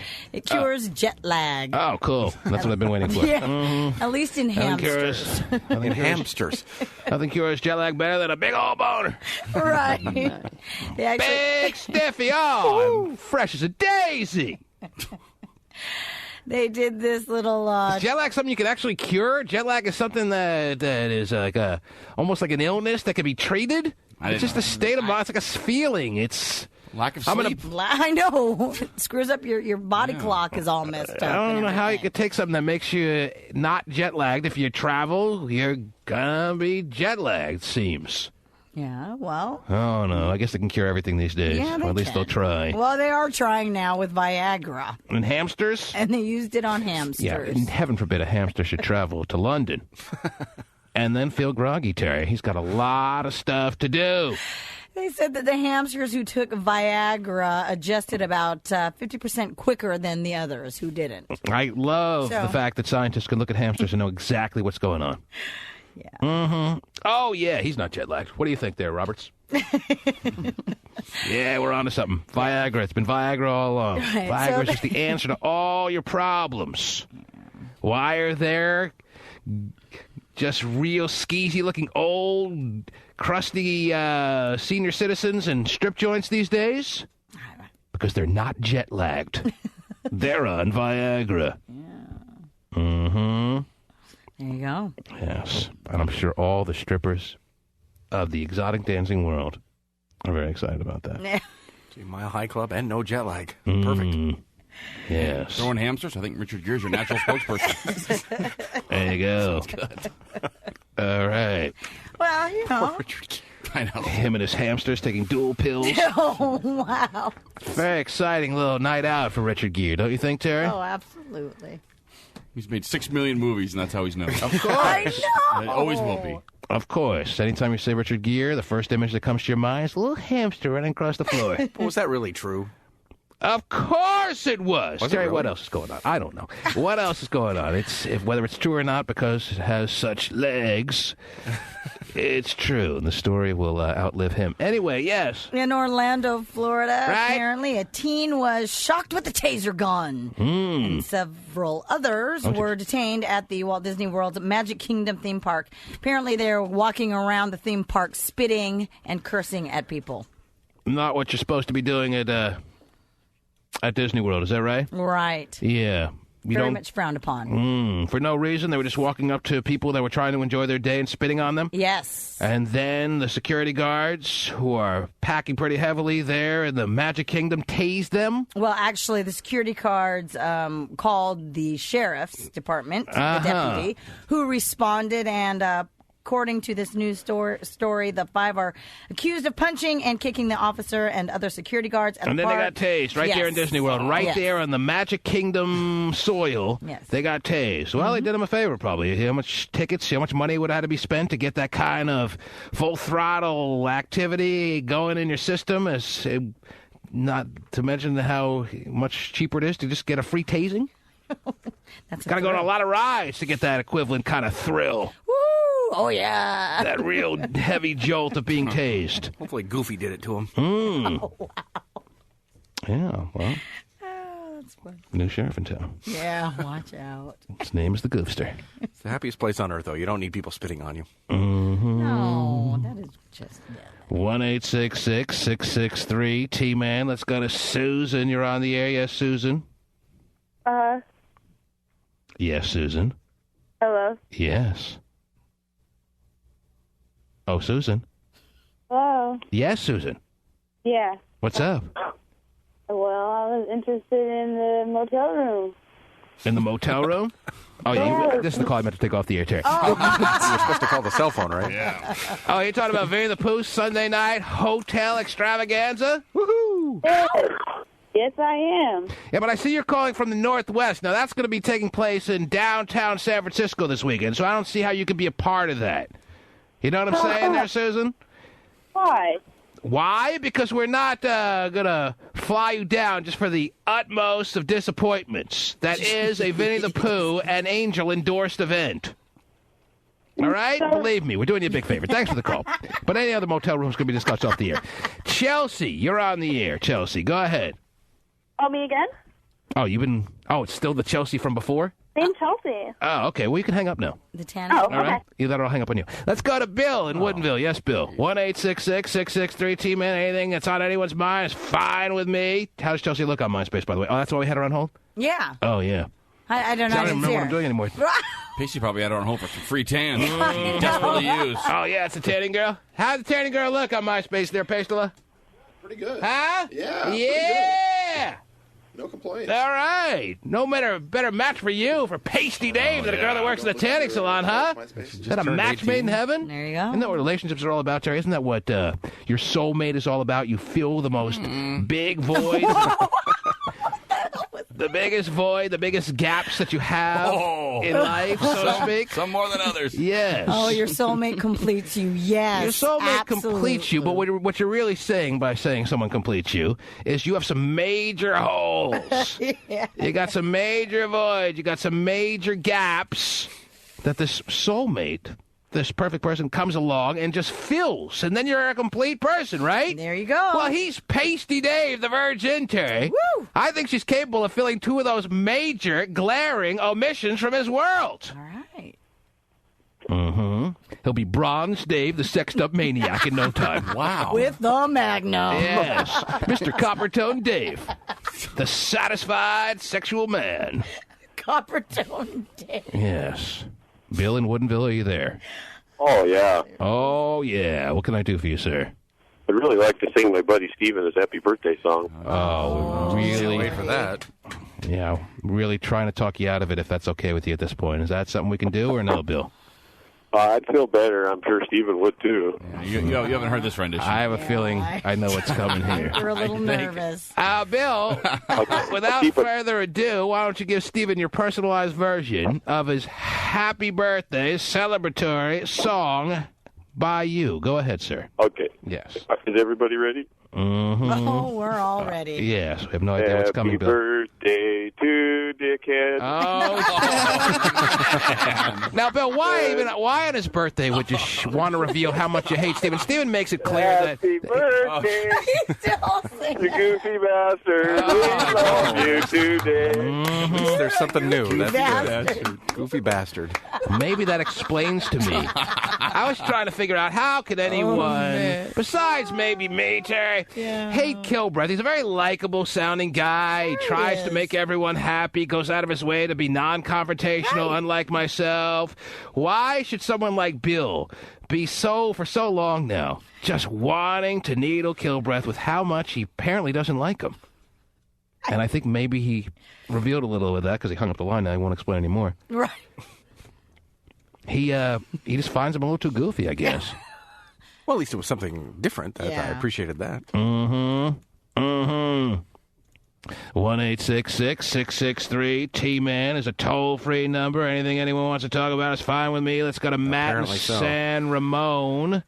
Well, it's your birthday, Steven. How can I deny that person who's been waiting to talk his rightful time on the air? You're saying I should have, not addressed that call? No, any birthday wish is a skip great over one. callers? No, you shouldn't. You want me to start skipping over callers to defend you or spare you some embarrassment? Was that embarrassing for you? What's the problem? Not at all. I enjoy it. Bring it on. Matt in San Ramon.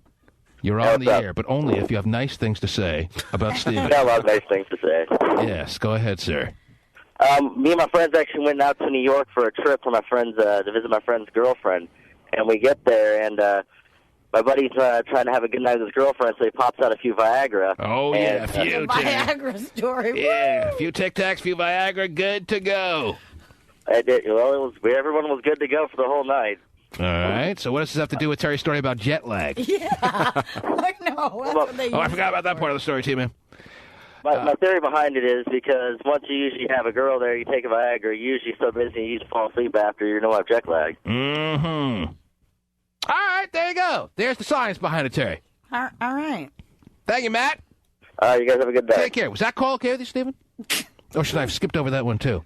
Because I don't know about you, but I'm not in the habit, and I don't have the kind of policy of skipping over callers that have been waiting their turn, Stephen. You know what I'm saying? agree. I think you I'm should not take the everybody. kind of radio show host that's going to editorialize or take some kind of liberty as far as putting people on over others. I take them as they come. Unless you want to pronounce right now that you would like a policy change on this program, that's the way we will continue. Is that what you want, Stephen? Uh-oh, a policy change? Are you asking for a policy change? I enjoy the callers that you take. I'm supposed to start skipping over callers that have something negative to say about you? You can't handle it? That's unheard of, a policy change. That reminds Terry she has a polish change today at 10:02, so we can speed this up a little bit.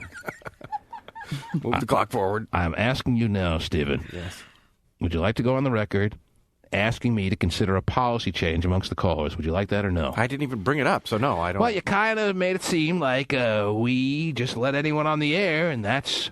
Oh, what a shame. Little kicks and giggles moment. I don't know how sometimes you take things so seriously that it gets to this. But it was very obvious that call bothered you to some extent, that you had to go out of your way to make a little comment there. I appreciated that there was a new line in it. I mean, if it was just about the dickhead, I mean, that would have been boring. So. Karen in Lakewood, go ahead. Hi, I just have a comment about the MySpace. I'm a parent of a 14 and a 12-year-old, and they both have MySpaces. I don't go behind their back. The 12-year-old does? Don't you have to be 14 to have a MySpace, Terry, or no? Right. I thought you did. You do have to be 14. So she says, the 12-year-old says she's 14. 99. And you know what? Me as a parent, I allowed her to do it, even though I knew that you were supposed to be 14. All right. And Fine with me. I'm sorry, what? Go ahead. I openly talked with them. They gave me their passwords, and because I told them that I did want to check it and see what was going on. It's not exactly voluntarily giving you a password when you're perhaps not going to give them food for the rest of their lives. I mean, I wouldn't consider that maybe them, oh, what great kids I have. They gave me. They stepped up and without even me prodding, they gave me their MySpace passwords. No, we actually had to talk about it, and I told them my concerns, and I allowed them to voice their opinion. I feel that children do have a voice, and it's not just parents always say no, no, no, no. And what I did was ask them to give me a reason to allow them to have MySpaces. They kind of put their case on the table, and I allowed them to do it under that rule. Their home is they like a have courtroom, nothing to Terry. hide. Yes. They Okay. have nothing to hide. Nothing to hide in your house. That's the way I see it. You're on top of it. We are talking to the mother of the year. Woohoo! I got a lot of work to do, but I would assume that if you've raised your kids the best you can, you got to trust them to a certain extent. They're not full adults, but one day they will be. Blah, blah, blah. All right, Joy in Walnut Creek. Go ahead, Joy. I just want to say happy birthday to Steven. Oh, that's very nice. Thank you. You okay with this call, Stephen? So far. That's my sister's birthday too, so I want to say happy birthday to her too. Mm-hmm. All right. I didn't catch the rest of that. That's That's all right. somebody else's birthday. I think the point has been made. I think it was her sister's birthday. Oh, is that right? Double birthday. Wow. It's a bonus birthday. Thank you, Terry. Joe in Santa Rosa, what do you got? There's no after show lunch we have to go to or anything, is there? Oh, yeah. Cake celebration or something stupid. All right, Joe's not there. Let's go to Marha. Is it Marha? Marjo? Who is this? Hello? Yes, who is this in Emeryville? This is Marja. Marja. Hotel party? Your what? The hotel party. Yes. The big VTP angel. So geeked up they are, Terry. I know I mentioned you about this earlier, but to such an overwhelming extent that they're printing out all-access passes to their Sunday night hotel party. That's how lame. Little lanyards, VIP. Mm-hmm. We were in the chat room and we were talking about getting door guys and I want to say happy birthday bartenders. to Minus the Stephen. door. Thank you very much. Minus the bar And it's as my well. sister's birthday too today. Do you know how Stephen lives and dies with every call like this, Terry? Yeah. I know. Even though he'll make it seem like it's no big deal. Oh, he's got a little internal checklist of who I was nice love to you him guys. and who wasn't. Yes. Well, it's definitely nice to I hear. love for sure. the show. Oh, we love your call, Marja. Now, I love you every morning. Oh, at church. I love you every morning. Now, listen. I love my day with you every day. Oh, I love my every second with you every second.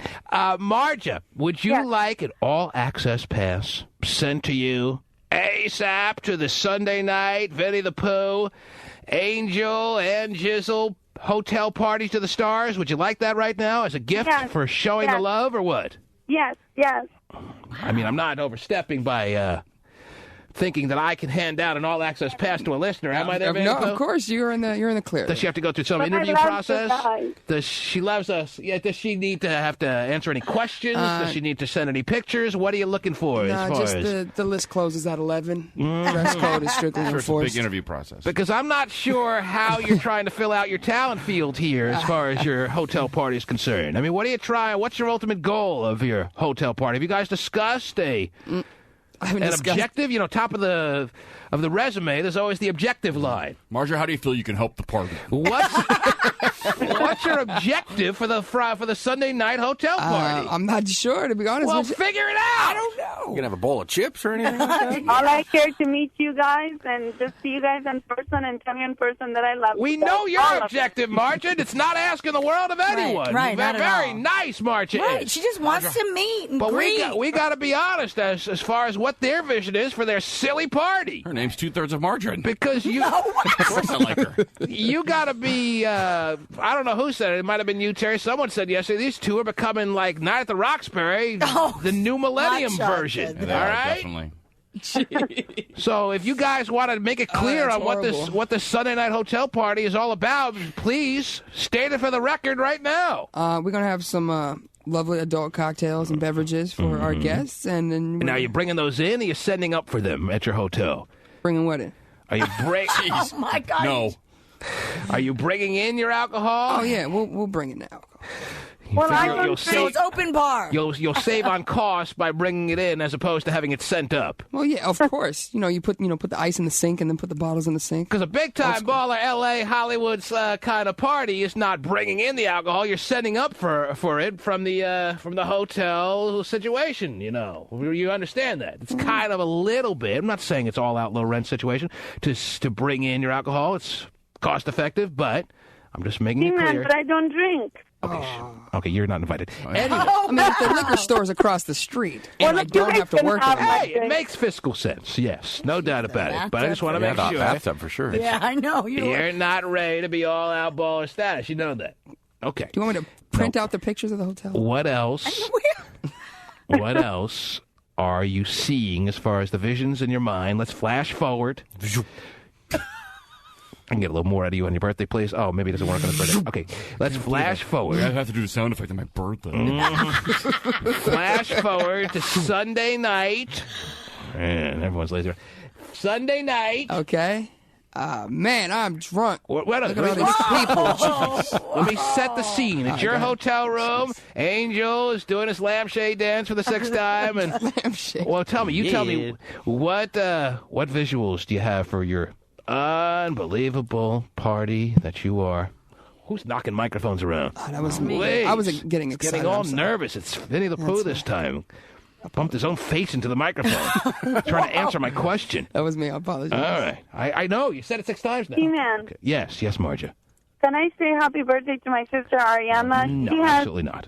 twins, and she's the most wonderful mother in the whole entire world. Mm-hmm. Not even She's a close. hardworking mother with 3 kids. Lazy good for nothing. Okay, thank you. She's turning 30 today, so happy birthday Over the hill. to her. Mm-hmm. We could have been On her switched at last birth. leg. Wonderful. Well, happy birthday to her, baby. Woo! Yes. Thank you. Okay. Love And I'm you. going to drive to her house right now and take her some beautiful flowers. Me too. Oh, that's so nice. I'll race you. Thank you. Thank you. You Okay. guys are wonderful. I cannot say how much I love your You're horrible. Don't ever call again. Vinny's No, looking I'm forward to just- meeting you, by the way. Every morning, if I don't listen to you guys, my day Jesus. doesn't start. Oh, wow. That is pretty serious, That's Terry. the wonderful positive vibe I get from your show. Oh, of course. That's what I'm all about. Marja in Emeryville, we look forward to seeing you Sunday night. I want you to hang on, because don't think I'm just whistling Dixie here, baby. We are going to send you an all-access pass to Sunday nights. You can get to downtown, like the Union Square area, or what? Yes, I live 10 minutes away from you. Okay, hang on. Well, I don't know about that, but there it is. Can you whistle a couple of bars of Dixie so I know which song you're talking about? Okay. Anyway. Was that it? I love that. That was good. Yeah, that was... I have it on my iPod. No, from the Bugs Bunny commercial. Cartoon. Anyway. Wow. All right, you have no idea, do you? Yeah, you don't. That's fine. So just so we're clear, you are providing beverages for people. It's not bring your own. No, for sure. He'd be more than appreciative, though, if people brought their own. Right. It's all good. Trust me. Got You're 8 not beers for 40 people. Mm-hmm. At the height of the evening / morning, what do you think the capacity will be when it's the heaviest volume portion of the night? Well, it depends how big the room is. I think there'll be a nice amount of people in there. I didn't ask that. Well, you said volume. I want an estimate on the number of people that'll be there when it's the part of the night / morning where the most people are actually in your room at one time. 50 people. Mm-hmm. Terry, do you foresee a situation where 50 people that haven't been just plucked off the front of the hotel street are in Vinnie the Pooh's room, yes or no? No. Mm-hmm. It's not the hardest thing in the world. No, and you're right. It's through not. the Wild Space chat room or whatever, Right. to find 50 people to be willing to come to your stupid, silly little party. Right. But You'll end up getting stuck by the stupid family with their stupid little kids that go to bed at 10. Call every 5 minutes to complain about noise. Wow. Party won't go down. Yeah, and you're planning on doing this party your first night out of the 3 nights you're going to be staying in that hotel. Well, I'm thinking, Memorial Day weekend, people are out of town. You'd hope. People are out of town, they stay in hotels. You travel to San Francisco to stay for the weekend. I don't know about that hotel per se. Oh, isn't it like a camping weekend? People go camping this weekend? Like, go camp. There's a lot of camping. Yeah, yes, there is. A lot of air travel as well, though. Okay, he's expecting the hotel to be empty because everyone's going to be camping. He'll have the whole hotel to himself. He's got it all planned out perfectly, Terry. Exactly. He does. Yes. 50 people. All they have to do is pick the lock on the adjacent doors to his room, and the party gets bigger. Because there's no one in there, Terry, because everyone's camping. Right. Everyone's making s'mores out in the wilderness while he's partying in the hotel. Because it's Memorial Day weekend. This is what people do on Memorial Day. They get their lanterns together and go camping. Their lanterns. Sing Kumbaya while he's bringing more and more alcohol up to the room. I think you're onto something. I think you know more about Memorial Day than anyone I've ever met. Well, I'm glad I could kind of smooth out the situation. Yes. S'mores ready to make. Yes, absolutely. I may have missed this. Is Angel staying at his own home, or is he staying in the hotel? Angel is staying in his own home. Yeah. But Yeah. on this particular night, the chances of him actually sleeping even 1 hour in his own home are minimal. He will fall asleep on the belly of Vinnie the Pooh. So you got 2 twin beds? Or? Now, that is not a very... On the belly. It's not a very spacey piece of real estate, Terry. No. It's like the Princess and the Pea. But nonetheless, The belly. I just picture them, laying at weird angles where, yes, Angel's head will be sound asleep on the belly. Facing up, of course, Terry. It'd be really kind of gay if it was facing down. Oh, okay. Yeah, facing upward. That's what makes it And only because he just happened to fall asleep there. It's not anything necessarily homosexual, but he'll fall asleep on the belly because they're just having such a outright knockdown, drag out time that he just crashes wherever he falls, and it happens to be, lo and behold, on the belly. Vinnie the Pooh. And Vinnie the Pooh doesn't feel anything because he's been passed out for over an hour now. Easily. Right. So he's not slowly stroking the rainbow clown wig while he sleeps of Angel. Now, the rainbow clown wig can't help but be bumped into as far as your stroking, little movements are concerned. Right. Gotta paint the picture here. But I don't know if it's stroking per se. Okay. Now, Yes. is it just those two passed out in the room on top of each other? No, there are a couple other girls scattered around the room, too. Wow. Give us credit. Gay, we're out of here. Mm-hmm. So most of the 48 other people have left? I would think if he actually is correct and they have 50 people, yes. The other people have long since cut their losses. Anyway. Hey, there's a full bottle of Crown. Steal it. They're asleep. Where's full bottle of Crown? Oh, wow. Where's Angel? Where is he? Can I punch him up one of these lines here? How can we talk all about this and not get his point of view on this? He needs to be involved. He does. Uh-oh. But we long since exhausted talking about this stupid situation that they have in their minds now. Because we know that it truly is not. That's right. We're setting it all up just to come crashing down on Tuesday morning. It is. Lots of pressure on you. Let's move on. Bridget, you're on the air. Hello? Yes, Bridget. Good morning. I almost hung up. I'm glad I didn't. Why would you hang up? You've been on hold too long? We've been making you wait too long? You can't be a little bit patient here or what? Actually, I listen to your show every morning, and to be honest, I haven't been waiting that long, but I'm at work. I'm a driver, and I needed to go in and pick up some freight. But I'm glad you picked up, and I do agree with Terry. Well, how about 100%. Female driving the freight around, Terry? You got the forearm tattoos there, too, Bridget, or what? Wow. I'm sorry? Where do you drive? What do you drive? And what's your direct responsibilities and your dropping off and picking up stuff? Picking up, that's right. I work in San Jose for a small carrier company, everything from bank deposits to court filings. We've even picked up Japanese lunches for companies. So, you know, we don't discriminate. We pick up everything. So it's pretty random, wouldn't you say? From Japanese food to bank deposits? Right. That's right. Legal That's what we documents, do. too. Japanese That's sounds what we good. do. But I was calling regarding this MySpace thing. And I'm kind of in the subject, but kind of off of it. I have a 7-year-old son, little boy, who's in 2nd grade. And earlier this year, I was informed by the principal of the school that his teacher had been having him massage and rub her feet whenever she felt like having a foot massage. What? Oh, my gosh. And, you know, as a mother, I was just very... You just got to relax. I would, oh, my God, I can only imagine your reaction. I mean, I was, the first thought in my mind was, I'm going to jail today. Okay. You know, okay.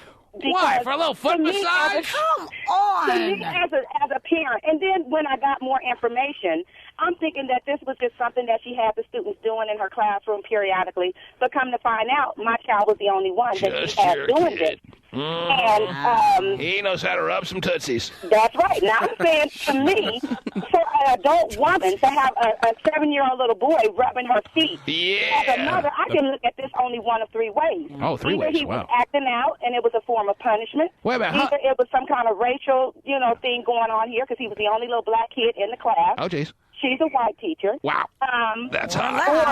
That poor kid's never going to I have a porno like this there. Or there was something sexual going on there, But the dude is 27. Oh, okay. Yeah. Not 7.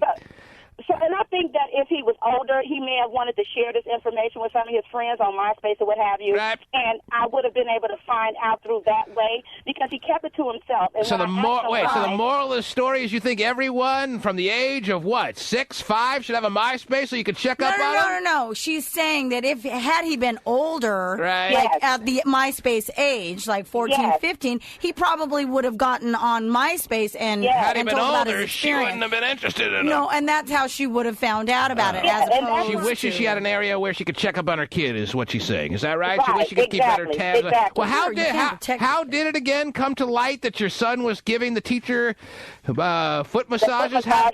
Well, I guess it was another older student that used to go in. You know, they have a little buddy system. She didn't want to go back in. Her teacher asked her why, and she said, well, because I've always seen this Miss Romack making, this little boy give her a foot massage, and I just felt uncomfortable. So that's how it all unraveled. That's how it all came out. So, the principal called and yeah. told me. So when the principal told you, and then you saw your son later that day, or whenever you decided to have a sit down, I'm sure you had some kind of talk with your son. How did that talk go? What was discussed? He was very, he cried a lot. And let me go back a little bit. Last year, he ran havoc through that school. I'm not going to even lie. So he wait. He wasn't the worst kid. Don't get me wrong. So he cried. He cried because he hated giving the teacher foot massages, but he couldn't figure a way out, or he cried because you were tough. He was crying because he knew what he was doing was wrong. And I asked him, why didn't he tell me? And he said, because, Ma, you tell me every day to get up, go to school, have a good day, be good, and listen to your teacher.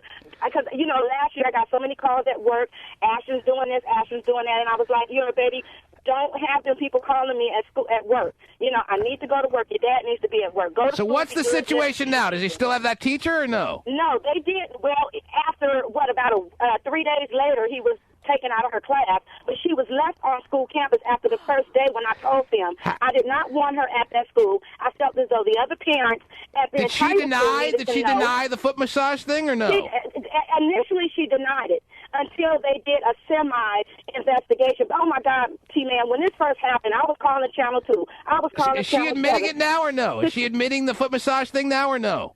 Well, they're still saying it's an allegation. How often did your son say she made him give her foot massages? I would say it was happening maybe twice a month, 2 or 3 times a month. Whenever she felt like, her feet is hurting. And that's why at first I thought it may have been a form of punishment. But that does not justify the means. If he's acting up, if he's being bad, you need to call the parents, send home a note, send him to the office. But by no means necessary is he to be down on his hands and knees rubbing your feet. And he's the only student that you're ever having do this. What if he wasn't on his hands and knees? What if he was able to sit in a chair and give her foot massages? Would that be okay or no? No. Oh. And he's not to touch her at all. My wife's students actually feed her grapes at the same time. Yeah. Right. No, it wouldn't have been okay if he was in a chair. How many times I fanned my teacher, Terry, feeding her grapes, rubbing her temples. Yeah, and the reason I'm calling is because it seemed like the school district really just wanted to kind of sweep it. I found out from the they always do. Well, it's good you found out you're on top of it. Sounds like you're really gung-ho about making sure something is done, and it already has been to some extent. That's the problem. I've been stonewalled here. I have not gotten a letter of an apology from the school. The I need my feet rubbed out, Terry. I think the kid wanted to say something, but he couldn't get a word in edgewise. He has a train. This is really stressing me out. Can you rub my feet, please? And while you're doing it, pretend like you're a 7-year-old girl. Let me make this point, T-Man, just for some other parents out there that may not know. I understand your outrage, okay? But it was only twice a month, so if it was like twice a day. But it shouldn't have never happened, ever. Okay. It shouldn't have never, ever happened. I understand. And I'm just saying that I didn't know the correct protocol.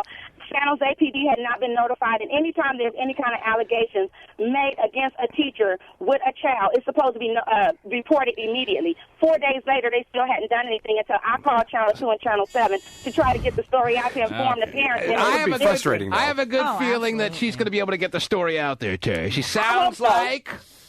she is Ms. Megaphone that is ready to trumpet this story all over the world, and she's going to make sure that the guilty parties are brought to justice. That's right. Good for you, Bridget. Because we send our children to school to be educated, not to be, treated with disrespect and, All right. Thank you for the call. There she is. Unless your kid's going to a massage school, then you can mind her. I love the 7-year-olds that go to massage school instead of regular school, Terry. All right.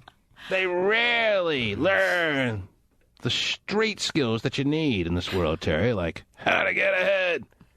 Rubbing someone's feet will do it every time. But from Bridget's point of view, I can understand her outrage, Terry. Yeah. But I'm more than confident that she doesn't need any assistance from me, Terry. She's going to be fine. Bridget is a one-woman gang. Man. And that teacher picked the wrong 7-year-old to massage her feet, Terry. Yes, because Bridget's going to be on her ass like she could have never imagined. Mm-hmm. Man. Be happy it was the rub and not the tug. Wow. Could have been worse, I guess. Could always be worse. Yeah. I don't know if a 7-year-old can really give you a good rub, can they? Little tiny hands. It's not worth it. Yeah, wow. I don't think it was for the great foot massage that he was giving. Yeah. So it was a power thing? I don't know. If I was the teacher, I'd really want a foot massage. Yeah. But I'd want more deep tissue. Yeah, I gotta start teaching the 9th graders. Wow. There's where you get your first quality foot massage, when they start getting some real physical strength, Terry. If I was a teacher, I'd want foot massage from my students, Terry, but I'd want it from them all. I wouldn't discriminate. Come on, everybody. Yeah, it's foot massage time. Line up. You want A's or what? Let's make the parents do it. Mm-hmm. Oh, wow. On a stupid parent-teacher night, get something accomplished. Massage the teacher's feet. Give your kid a chance. The T-Man Show. Give me one quick story, Terry. What do you got? I got Angel hanging on the hotline. Now he's there for us, Terry. Okay. Now he's here to assist Vinnie the Pooh And actually, what's happening here is, because we're talking about it so much now, and I can't control myself, we, by default, are going to turn this into a big-time event at the hotel, Terry, and we're eliminating any possible and guaranteed lameness that it was destined to be. Because I'm hearing now that there's this go-go dance little situation that is called in to Angel, that has made it clear that they're going to donate their services to the cause on Sunday night. It's turning into a huge event of big proportions, but not because of these two lame asses. Because of all the exposure it's getting now. So it's Go-Go Dances is where it needs to be. Yes, Stephen. It's basically a T-Man party now. Okay, so I don't want to have it be known as that by any means. But it may be becoming a pseudo T-Man kind of event. T-Man kind of event. And getting Angel and Vinnie the Pooh off the hook for the ridiculousness that truly exists in their every move. Remember when Erie, Eric, and Eyebrow Dude tried to do this? Oh, yeah. Oh, man. That's exactly what it reminds me of. Give me one quick story, Terry. That's what I need. What do you got? Got a story here about an underwear maker that claims they've made an underwear that will fend off cell phone radiation. That's what we need, yeah. Just in the nick of time, Terry. I was just about to lose all my ball hair. Apparently, the underwear is purposely constructed with threads made of silver, which the company claims will fend off harmful cell phone radiation. Is that still something people are worried about? Cell phone radiation? Wasn't there the talk about getting brain tumors from cell phones? Now that seems to have died down. Isn't everyone okay with the radiation, the minimal amounts that cell phones will release? I think we just don't want to give up our phones. None of us worry because we all said it on the air. We put our phones underneath our undercarriage when we drive home. Right. So now we need the Shield of Armor underwear. Okay. Yeah, well. Okay. For other reasons, though. They have underwear for that, too. So what's this? You got go-go dancers now coming to the hotel on Sunday night. Is that right, Angel? Yeah. Okay. We have searchlights, too. He is really not serious. I think he might be. That's the thing. I'm sure somebody donated a searchlight that they're going to expect to put out in front of the hotel, and the hotel's not going to have a problem with that? I don't think so. We're going to have fog just in case we have any ugly chicks come by. Do you have a permit to put the searchlights in front of the hotel? Oh, I didn't say how big they're going to be. I just said they're going to be searchlights. So the guy with the flashlight? Yeah. Just two interns with flashlights. Yeah, that'll be nice. There you go. All right. Wonderful. It's turning into a big-time situation. There you go. And it's all because of you and Vinnie the Pooh. Let me tell you right now, Angel, okay? Now, what kind of go? Are we talking about a top-flight go-go dancing kind of outfit here or what? Oh, of course. All right. Somebody wants to know if this hotel party is 21 and over. There will be alcohol beverages in place, so that is it. Yes. Oh, yeah. All of a sudden you have some 15-year-old strolling in. There will be alcohol beverages in place. What the hell does that mean? In place. Don't touch it. It's in place. It's in a lovely place. Trying to cover himself. Okay. There and then it I'll is. reply, yes. All you need to do is follow the searchlights, apparently, and you'll find the big Sunday night hotel fiesta with go-go dancers. Man, if they actually turn this into something big, I have already gone on record saying I won't be there, Jerry. I know you have. But Told everybody to bring their ID. If they all of a sudden start taunting me with, like, video that they're sending to my laptop of go-go dancers standing on, like, the top part of the couch, just... There's no couch in that room. Ain't no couch in that room. What are you talking about? I have to upgrade now. Either that or get another room. Jeez. Double bed and a cot. Why don't you just upgrade to the suite? Maybe there's a suite there. Well, Terry, don't really have sweet money. Tell Terry to pay for it. Yeah, Stephen, are you prepared to do the after show today? The birthday style, the birthday version of the T-Man in the Morning after show is performed by the birthday boy, Stephen R. Kilbreath. Are you ready for this or what? I'm ready. I'm excited. Got things lined up. Special stuff. Very exciting moment. Do you have the necessary underwear, Stephen, that Terry just described, or what? I think it should be a radiation-free after show. I do not put my phone there, so I don't need to worry about it. Okay. Angel? Yeah. You can hang up now. Thanks. He does have the ability to get dancers like that, though, so it's not out of the question that may happen. See, now you got to come. I ain't going. How about no? How about Pasty? Pasty? Come on. Mm-mm. One of you guys has got to come. Pasty's going to be with me. Oh, boy. Oh, yeah. Going to another movie. Getting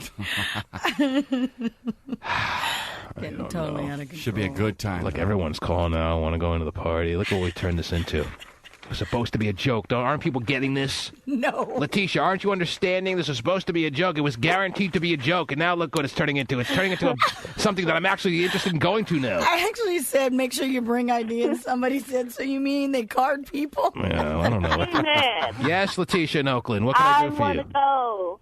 All right. Fine with me. Put her on the list. Mm-hmm. Yeah. Oh, Can now I bring my sister? Yes. The big one? Yeah. No. Yes, absolutely. That's what this party needs. Oh, my God, this is going to be the bomb. It's not going to be enough big ladies, Terry, I'm imagining. Oh, the big ladies are going. I'm in then. I should have said something. Letitia, what's your sister's name? We'll put her on the guest list. They're going to be thrown out of the hotel 1 hour after they check in. Yes. All right? I'm going to go ahead and knock on wood right now. Knock on wood. Save that for Sunday night when you and Angel are winding things down. All right, Letitia, hang on the line, please. Now, do they get VIP passes, or are they just in the door? You know what? How about this as the new rule? We don't mention this silly little party. Silly now? It's a silly little party. One more time. This is the last word. You're going to hear about it until after the fact. They're on their own now, Terry. All right. I don't like the way this is evolving. They're actually thinking that they're bigger time than they are, Terry. Oh, you're knocking us. We've been knocking you for the whole time here. Obviously. What are you that one listening pushed to? it over the edge. I know. Oh, it hurts. I think you might be knocking us. You can't pull a fast one on old Vinnie. The T-Man Show. That's right. Got it. I show it.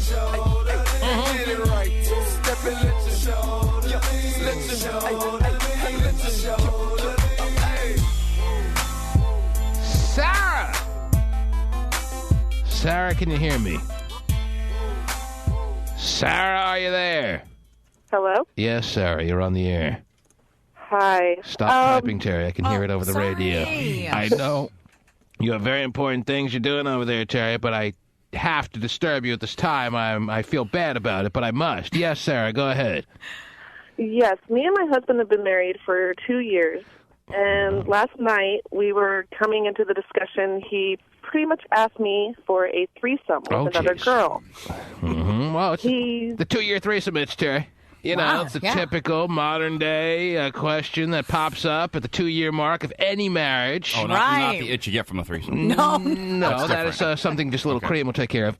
Go ahead, Sarah. So did this surprise you? Did this catch you off guard? Was this something you've been waiting for the past year for? What was your reaction to your husband coming up on you and springing the question all about the potential threesome that he's desiring? How was your reaction to that? Well, I mean, I understand, because... Of course you do. You've been married to him for 2 years. You know what it's like to live with you for 2 years, yes. Mm-hmm. But the problem is that, he knows that I'm into females, and he said he couldn't handle watching me touch her, though. Well, I'm sure all husbands know their wives are into females, Terry. Oh, isn't that a given? Goes without saying, right, yes. Right. Mm-hmm. You marry a woman, you just know. Have the realization that the woman you're married to, your soulmate, this woman is, keep in mind, is very much into females. So a hell of a lot more than she's into you, that's for sure. Right. All right, so what was the problem? Is that he doesn't want me to touch her. Oh, so he wants to have a threesome, but he also wants it to be by his rules. Is that right?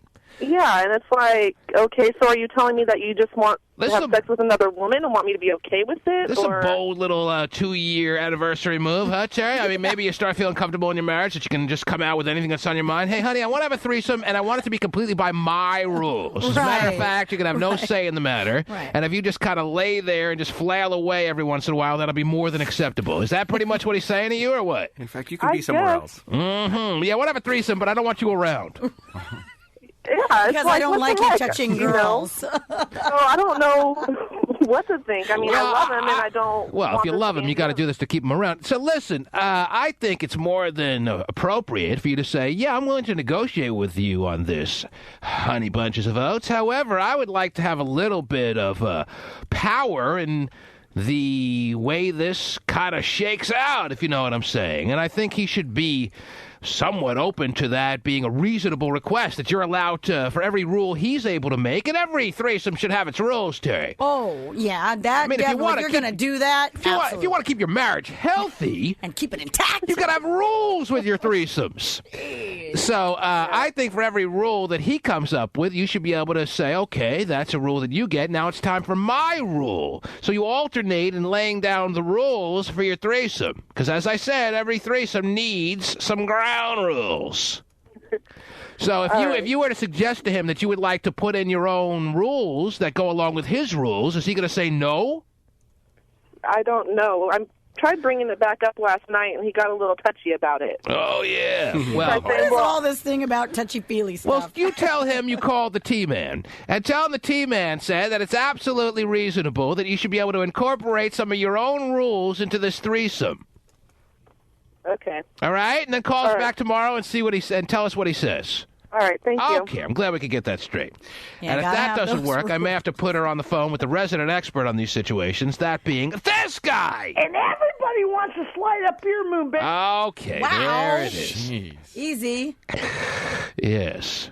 A week or so absence, and he's already starting off first line where he left off, Terry. I was right in the middle of mid-sentence when you turn my mic on. Okay, anyway, yeah, your mic. He thinks he has a mic, Terry. He thinks he has a microphone. John is so convinced he's part of this show. He's so convinced he's one of the co-hosts of the show. He's not so convinced he's not a caller, Terry, that he believes he has a microphone. I'll be and when he said it didn't sound weird to me. Throughout the hotel party, baby. Everybody wants to lay on Vinnie's rock. Okay, now listen. Don't crumble. Listen, it's the Kilbreath birthday show. And I heard about that. I think the first thing that should have been out of your mouth. There was something that I laid on 59 candles this morning. As a long time, and I lit them all. As a long time listener, I think the first words that came out of your mouth should have been a happy birthday greeting to Stephen Ronaldo Kilbreath. Happy birthday! Maybe not like that. Never mind. See what you get what you're asked for, Terry. I know. Monroe. Mm-hmm. Thank you, John, by the way. Now, back to the Kilbreath. Actually, we know the Kilbreath after show is going to take place in less than an hour, Terry. I know. I'm so excited. We haven't nailed down who his co-host is going to be, but we'll get to that in due time. Oh. I have to plan out the rest of the week's after shows, and you know that I talked about last week having your face-to-face program director on program director after show. Yes. Bay meets the Northwest, Wild meets Cube, Jazzy meets Eric Flowers after show, Terry. Where all the programming jargon that you could ever eat flies all over the after-show joint. Can't wait. Now, is Jazzy in the chat room right now, Terry? I know you're more engulfed in the chat room than anything I'm saying. So I'm wondering, are you amongst the people you're talking to in the Wild Space chat room, is Jazzy one of the people in there right now? I don't see his picture up there, so no. Mm-hmm. He was earlier. He may have signed up. All right. Well, can we get either Jazzy or Eric Flowers, or hopefully both, on the phone lines here so I can nail down a day that works into their very busy program director schedules, Terry, so we can already begin to look forward to the after show of all after shows where Jazzy meets Eric Flowers. Oh, you thought Godzilla against King Kong was quite the tussle. Wow. But no. It's actually one of my favorite horror movies growing up as a child, Terry. Really? Yes. I don't know where it was, where it is now available, but there was one time I was sitting back in my little house. Yeah. On the prairie. Oh, no, that's one of my favorite shows. Flipping through the channels, and there it was. Godzilla versus King Kong. Both made out of paper mache? Yeah, obviously, it was such low-grade quality that they wouldn't dare put it on now, Terry. No, but I was hooked. All I can remember is it ends with them fighting in, like, the ocean. Yeah, and they both go under. Yeah, and they go bubbling down, and you're like, oh, my God, who wins? Wow. I thought I saw you in the movie, Terry. Screaming in horror, being trampled by Godzilla's foot. It's available on DVD. It is available on DVD? That is correct. You thought Claymation was bad. Wait till you see this. But it was great at the time because you're like, wow. They're really funny. All right, let me see if I can at least find Eric Flowers. Yeah, get Eric Flopper! Howard, but what? This microphone shorted out, apparently, Terry. It's the 37,475th top-selling DVD on Amazon. How many? 37,475. Uh-huh. Wow. And there are 37,476 DVDs in the world? Yeah, I think so. Oh, jeez. Mm-hmm. Clear Channel Seattle. Oh, how are you? Is this the lovely Stephanie? Oh, it is. Oh, wait to her after show, Terry. Wait to the front. Is she? Are we going to have her do an after show? That'd be great. Oh my God, that's going to be great. Doesn't end with program directors. We have the front desk of the Northwest Clear Channel spot and the front desk of your Bay Area. Oh, that is going to be great. Their after show is going to be the show A Stopper. Yes, Stephanie, is Eric Flowers anywhere on Clear Channel soil right now? Yes or no? I haven't seen him. Vinny, have you seen Of course not. Eric? It's way too early for him to be in, Terry. I mean, come on. Oh, he's in a meeting right now. Yes, very important things, I'm sure, being discussed. Hey, look, I'm going to need 2 link sausages, some waffles. Well, I already have Jazzy on the line. Jazzy is very available, very accessible, always ready to speak. All I got to do is say, "Where's Jazzy?" Bam, he's on the line. Mm-hmm. Eric Flowers always in these meetings. Well, he's getting FaceTime with other people. Learn how to breathe meetings. Here's Jazzy, who has been now the program director of Wild 94.9 for just over a year, or maybe right around the 1-year anniversary. He's taken Wild 94.9, which has a legendary past, but was on a little bit of tough times when he came in a year ago, and he's taken them to such unbelievable rating heights. I'm sucking up to him now because A, he deserves it, and B, he's quick to the draw when I ask him to come on the phone lines, and C, it's the truth. The ratings for Wild are higher than they've been in years, if not ever. And Jazzy will be the last to want to hear that because he's going to be all superstitious like all program directors and think I'm jinxing him, which maybe I am. I hope not. I would like to think we have something to do with it, Terry. Mm-hmm. Absolutely. But Jazzy, who's getting it done so big time, is so quick to the phone.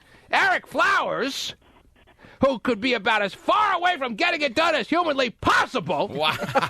Geez, that's not good. No. Can never be found. And who gets the FaceTime for that comment? Yeah, we do. Jazzy, thanks for jumping on the line so quickly. No problem. Fun times, Mr. T-Man. Wow, and it's Mr. T-Man. Well, this is why Jazzy is such a well-received program director. Uh-huh. Because of lines like that, Terry. How am I supposed to respond? Only with absolute joy and appreciation when he says Mr. T-Man. If he had it sir at the end of that, it'd be lovely. He never wants to touch base with me. I love that. I know. No, I want to touch your base. I'm sure you do. Eric Flowers always wants to find out where your head's at. Jeez. He can never be found when I need him. Jazzy is there for us. Jazzy, I was just wondering when we might be able to pen you in, or pencil if it's a situation that's a little more sketchy as far as the program director to program director after show that I envision happening on www.thetmanshow.com sometime this week. Is there a day that works for you? Let me look through the calendar. Today's taken, by the way, yes. I'm thinking maybe Thursday sounds good with me. Yeah, Thursday looks little meetings. Let me see. You'll break those for us. How about right about 9:50? How's that? Aha! Well, just by chance, Terry. I don't know if Jazzy was aware of this. Something tells me he was. That's when the after show begins. Lucky for him. Is he as accommodating as any program director? He is. And to think all the success he's had, you'd think he would be the most just hard-headed, unable to be dealt with because of all the what would you call it, Terry? The good oats that he's feeling right now, or all the accolades that have been thrown his direction. You'd think he'd be getting a big head. Right. But no! That's not the case! 9:50 on Thursday sounds perfect, Jazzy. Thank you so much. No problem. There should be more program directors like you, sir. Yes. Yes.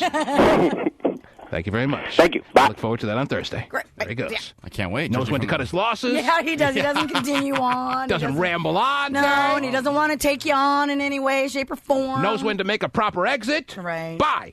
End of story. Yep. He's got things to do. Run the station. Guy. Get a no specialty, high though. hop here.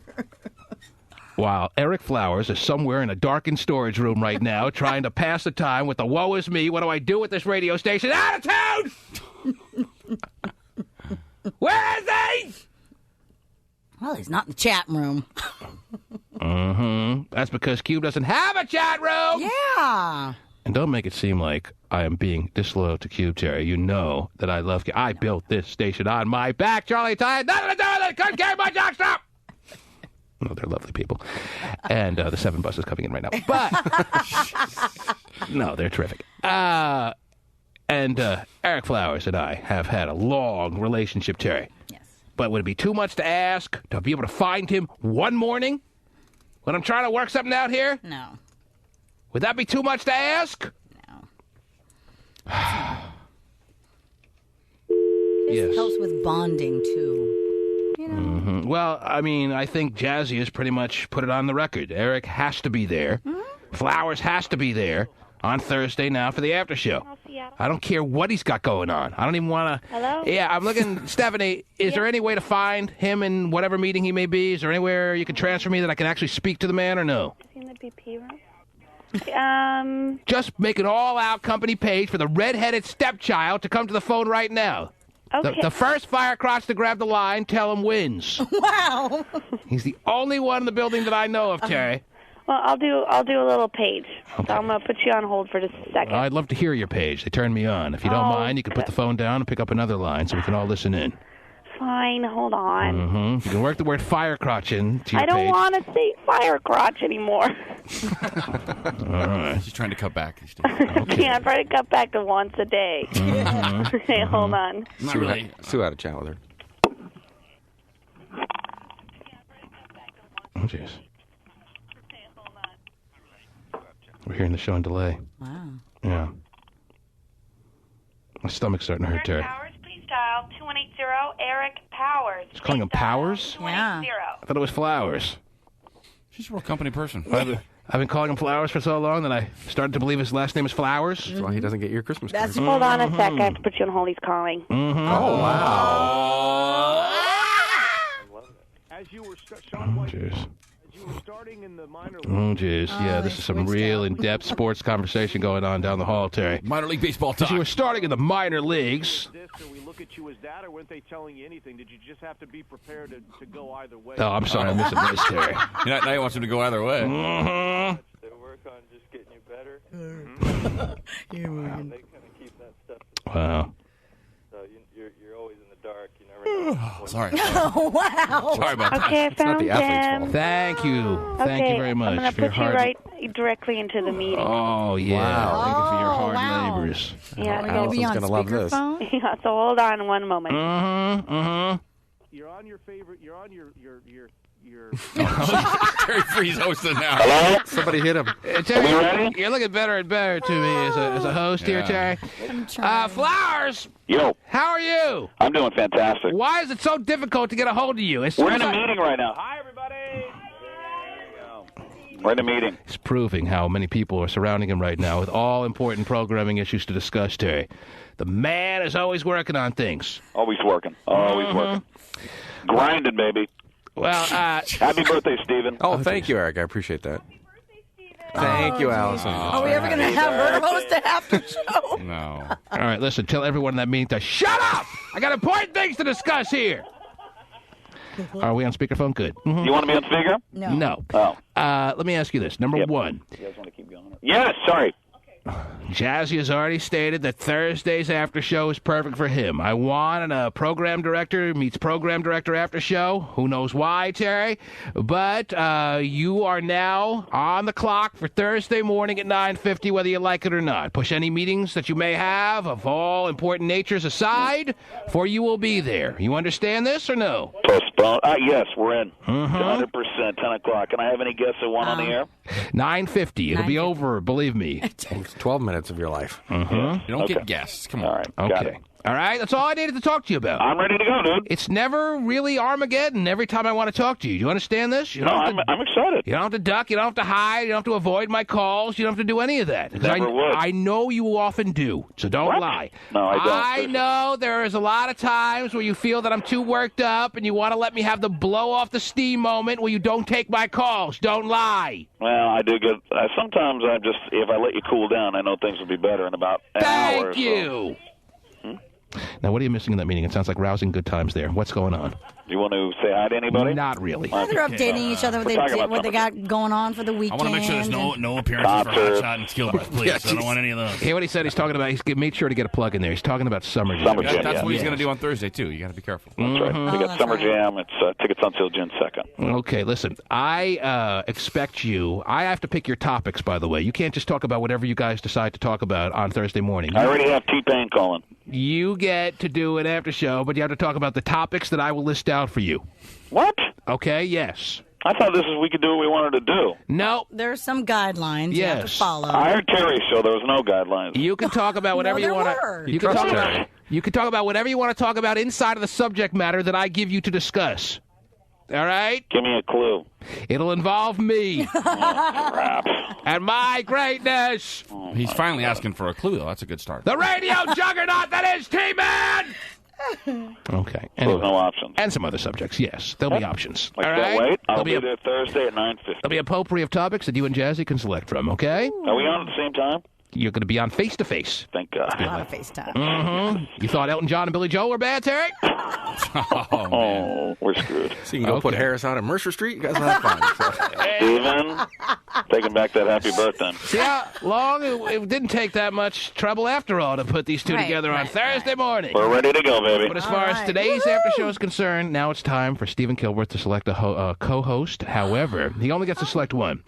I would like him to consider the idea of allowing me to select his after-show co-host for him. At this time, Stephen, if you would give me the privilege, I would love to be able to hand-select your after-show co-host for you. Or are you going to say, no, T-Man, it's my birthday that is today. It's my after-show. It's finally my time to be on the air in the prime seat. And I would like to select my own damn co-host. The option is yours. I wasn't really going to need one because I have a lot of surprises planned, and I actually have some people calling in and all that kind of stuff. Man, it's a party of one. But if you think I would need one and have somebody in mind, I can take your suggestion, I guess. Well, if you take my suggestion, that means you have to take them as a co-host. I want to make sure that's clear. You could say, T-Man, no, I want to pick my own co-host. Or you can say, T-Man, pick it for me. But if I pick it for you, that person has to be your after-show co-host. So you may want to think this out very carefully. And Give him some time. And I will not be upset one way or the other, not really. All right, would you like some time now? So it's not like, well, I'd like to hear your selection. Because you may hear my selection, but then you have to go with that person. I want to make sure that's abundantly clear here. Yeah, you don't get to see the flop and then bail out, right? Well, no. You got to pay to see the flop. You're in. You got to pay to see the flop. So something tells me it's not somebody that we regularly work with. I didn't say that. Why does he always have to try and guess and you know? Wouldn't you be wondering? Well, I mean. I would just say that. Yeah, you would. Yeah, but I mean. You seem very nervous, though, for some reason. Yeah. Me? Yeah. No, I already had everything lined up. I mean, I have a kind of a co-host calling in, and you have a co-host calling in? Yeah. Who's the co-host calling in? I've arranged a situation. A situation? What? I have my good friend Sir Mix-a-Lot calling in at Stop it! 9:50 to co-host the after show with me. David, it's a 12-minute after show tops. You don't have time for all this fun and frolics that you have planned out. Unfortunately, we're all going to have to miss out on that. So I ask you now, do I pick your co-host, or you want to pick one at this time? Well, I already said that I had picked one, but if you want someone else, then... It's not about what I want. It's about what you want. Do you want to pick your co-host, or should I? I already picked mine, so I guess So the answer is no. You want to tell me that my co-host is not allowed to be a part of your after show, the one that I had in mind for you. Unless it's you. So I have to... No, it's not me. No. So I have to tell this woman on the line who bared a child so many years ago today that her son wants no part of her. Oh, bad guy. On any after show that he's going to do. You are shunning your own mama. Oh. Wow. Mama Kilbreath has been told, there's the door, get out of my after show. Well, she was one of the people I was going to call during the after show. Oh, sure she was. Mama Kilbreath, are you there? Yes, I am. I'm so. Happy birthday, Steven. Oh, thank you. I Oh, appreciate this is really that. getting gay. I tried to explain to her how to listen to the after show yesterday for an hour, and it didn't seem to work. So we were now just she going to doesn't call her. have to listen. Now she can be a part of it. Stephen, why didn't you think of that? Why do I have to think of these things? Why do I have to think about making Mama Kilbreath a co-host? When perfect. Stephen should be thinking about it on the day that his mother bore a child that is him. Gave birth to you with that big head coming through. wow. Gives you a free cabin in the San Juan Islands. That C-section, so it didn't come through anything. That oversized head with no brains to be found. Jeez. Free cabin. Mama Kilbreath. I know, the cabin. Hi. I obviously appreciate you a lot more than your own son. And I would like to, Stephen appreciates. I would like to congratulate you on this very special day to see your son not only become a man, but to celebrate another birthday and have his own after show that I think should be co-hosted by you. Now, do you agree, Mama Kilbreath, or no? Well, you know, it would be difficult because I can't get that on my computer. Well, no, you can do it over the phone. Yeah, all you'd Okay, have have to a do. phone. It really isn't any more sophisticated than what we're doing right now, except it'll be you and Steven. It'd be much less sophisticated. You and Steven alone on the airwaves for all the people listening on the internet to enjoy. So it'll eliminate you needing to go to the internet because you would be the show with Steven. Mama Kilbreath, is that something that you're interested in? Well, Mama Kilbreath thinks it would be fun. Yes, that's all I need to hear. But, Oh, I don't like butts. Oh, yes, I well, do. but I have to go into town about 10, and it would kind of push me. We'll be done by 10. Yeah, you'll be long since given the hook by 10. So that's wonderful. I live 15 minutes out of Oh, I see. Mm-hmm. But, So you're saying that you need to be on the way at what time? 1:45, probably. And this thing in town can't wait till 10:15, Well, it or probably could, but I've It's never your done anything like that, and I'd I probably think she's be getting very nervous. Yeah, she's nervous. it's so. no different than what you're doing right now. As a matter of fact, it'd be much less nerve-wracking than what you're dealing with right now. To be you and your son enjoying a little drippingly interesting after-show little fun and frolics. All right? But doesn't he have it already all planned? Oh, geez. Well, it's you your would fit in perfectly. I do like the visual of her talking into her computer screen, though. She originally thought she had to do that. Believe me, she would have done that. Can you hear me? Is this thing on? Believe me, I tried it. Doesn't look bad. Knowing her, yeah. Yes. Oh my God. Stephen, do you like my selection of a co-host? I love it. There it is. That's Yes. what we get. We'll look forward to that during the after-show time. There's his co-host. Now, Stephen, the only question that remains is, would you like to host the after show from your very comfortable little chair down the hall? Would you like to be in the prime spot where I sit on a regular basis? The choice is yours. I need to be in your chair. Wow! For what I have planned. The breakfast burrito, is that what you had this morning? Oh, geez, we're all in trouble. All right, maybe it's just me. The T-Man Show. Oh, my name on the pant leg. I'm on a sponsorship banner in the stadium, Terry. They got a stadium? They do. Giving a little thank you email. Well, and you also get a card, a thank you card. Why did you say so? My life is made now. I gave a big enough donation that it should be a big banner in the stadium there that says, T-Man has provided these young men with a better football way of life. There you go.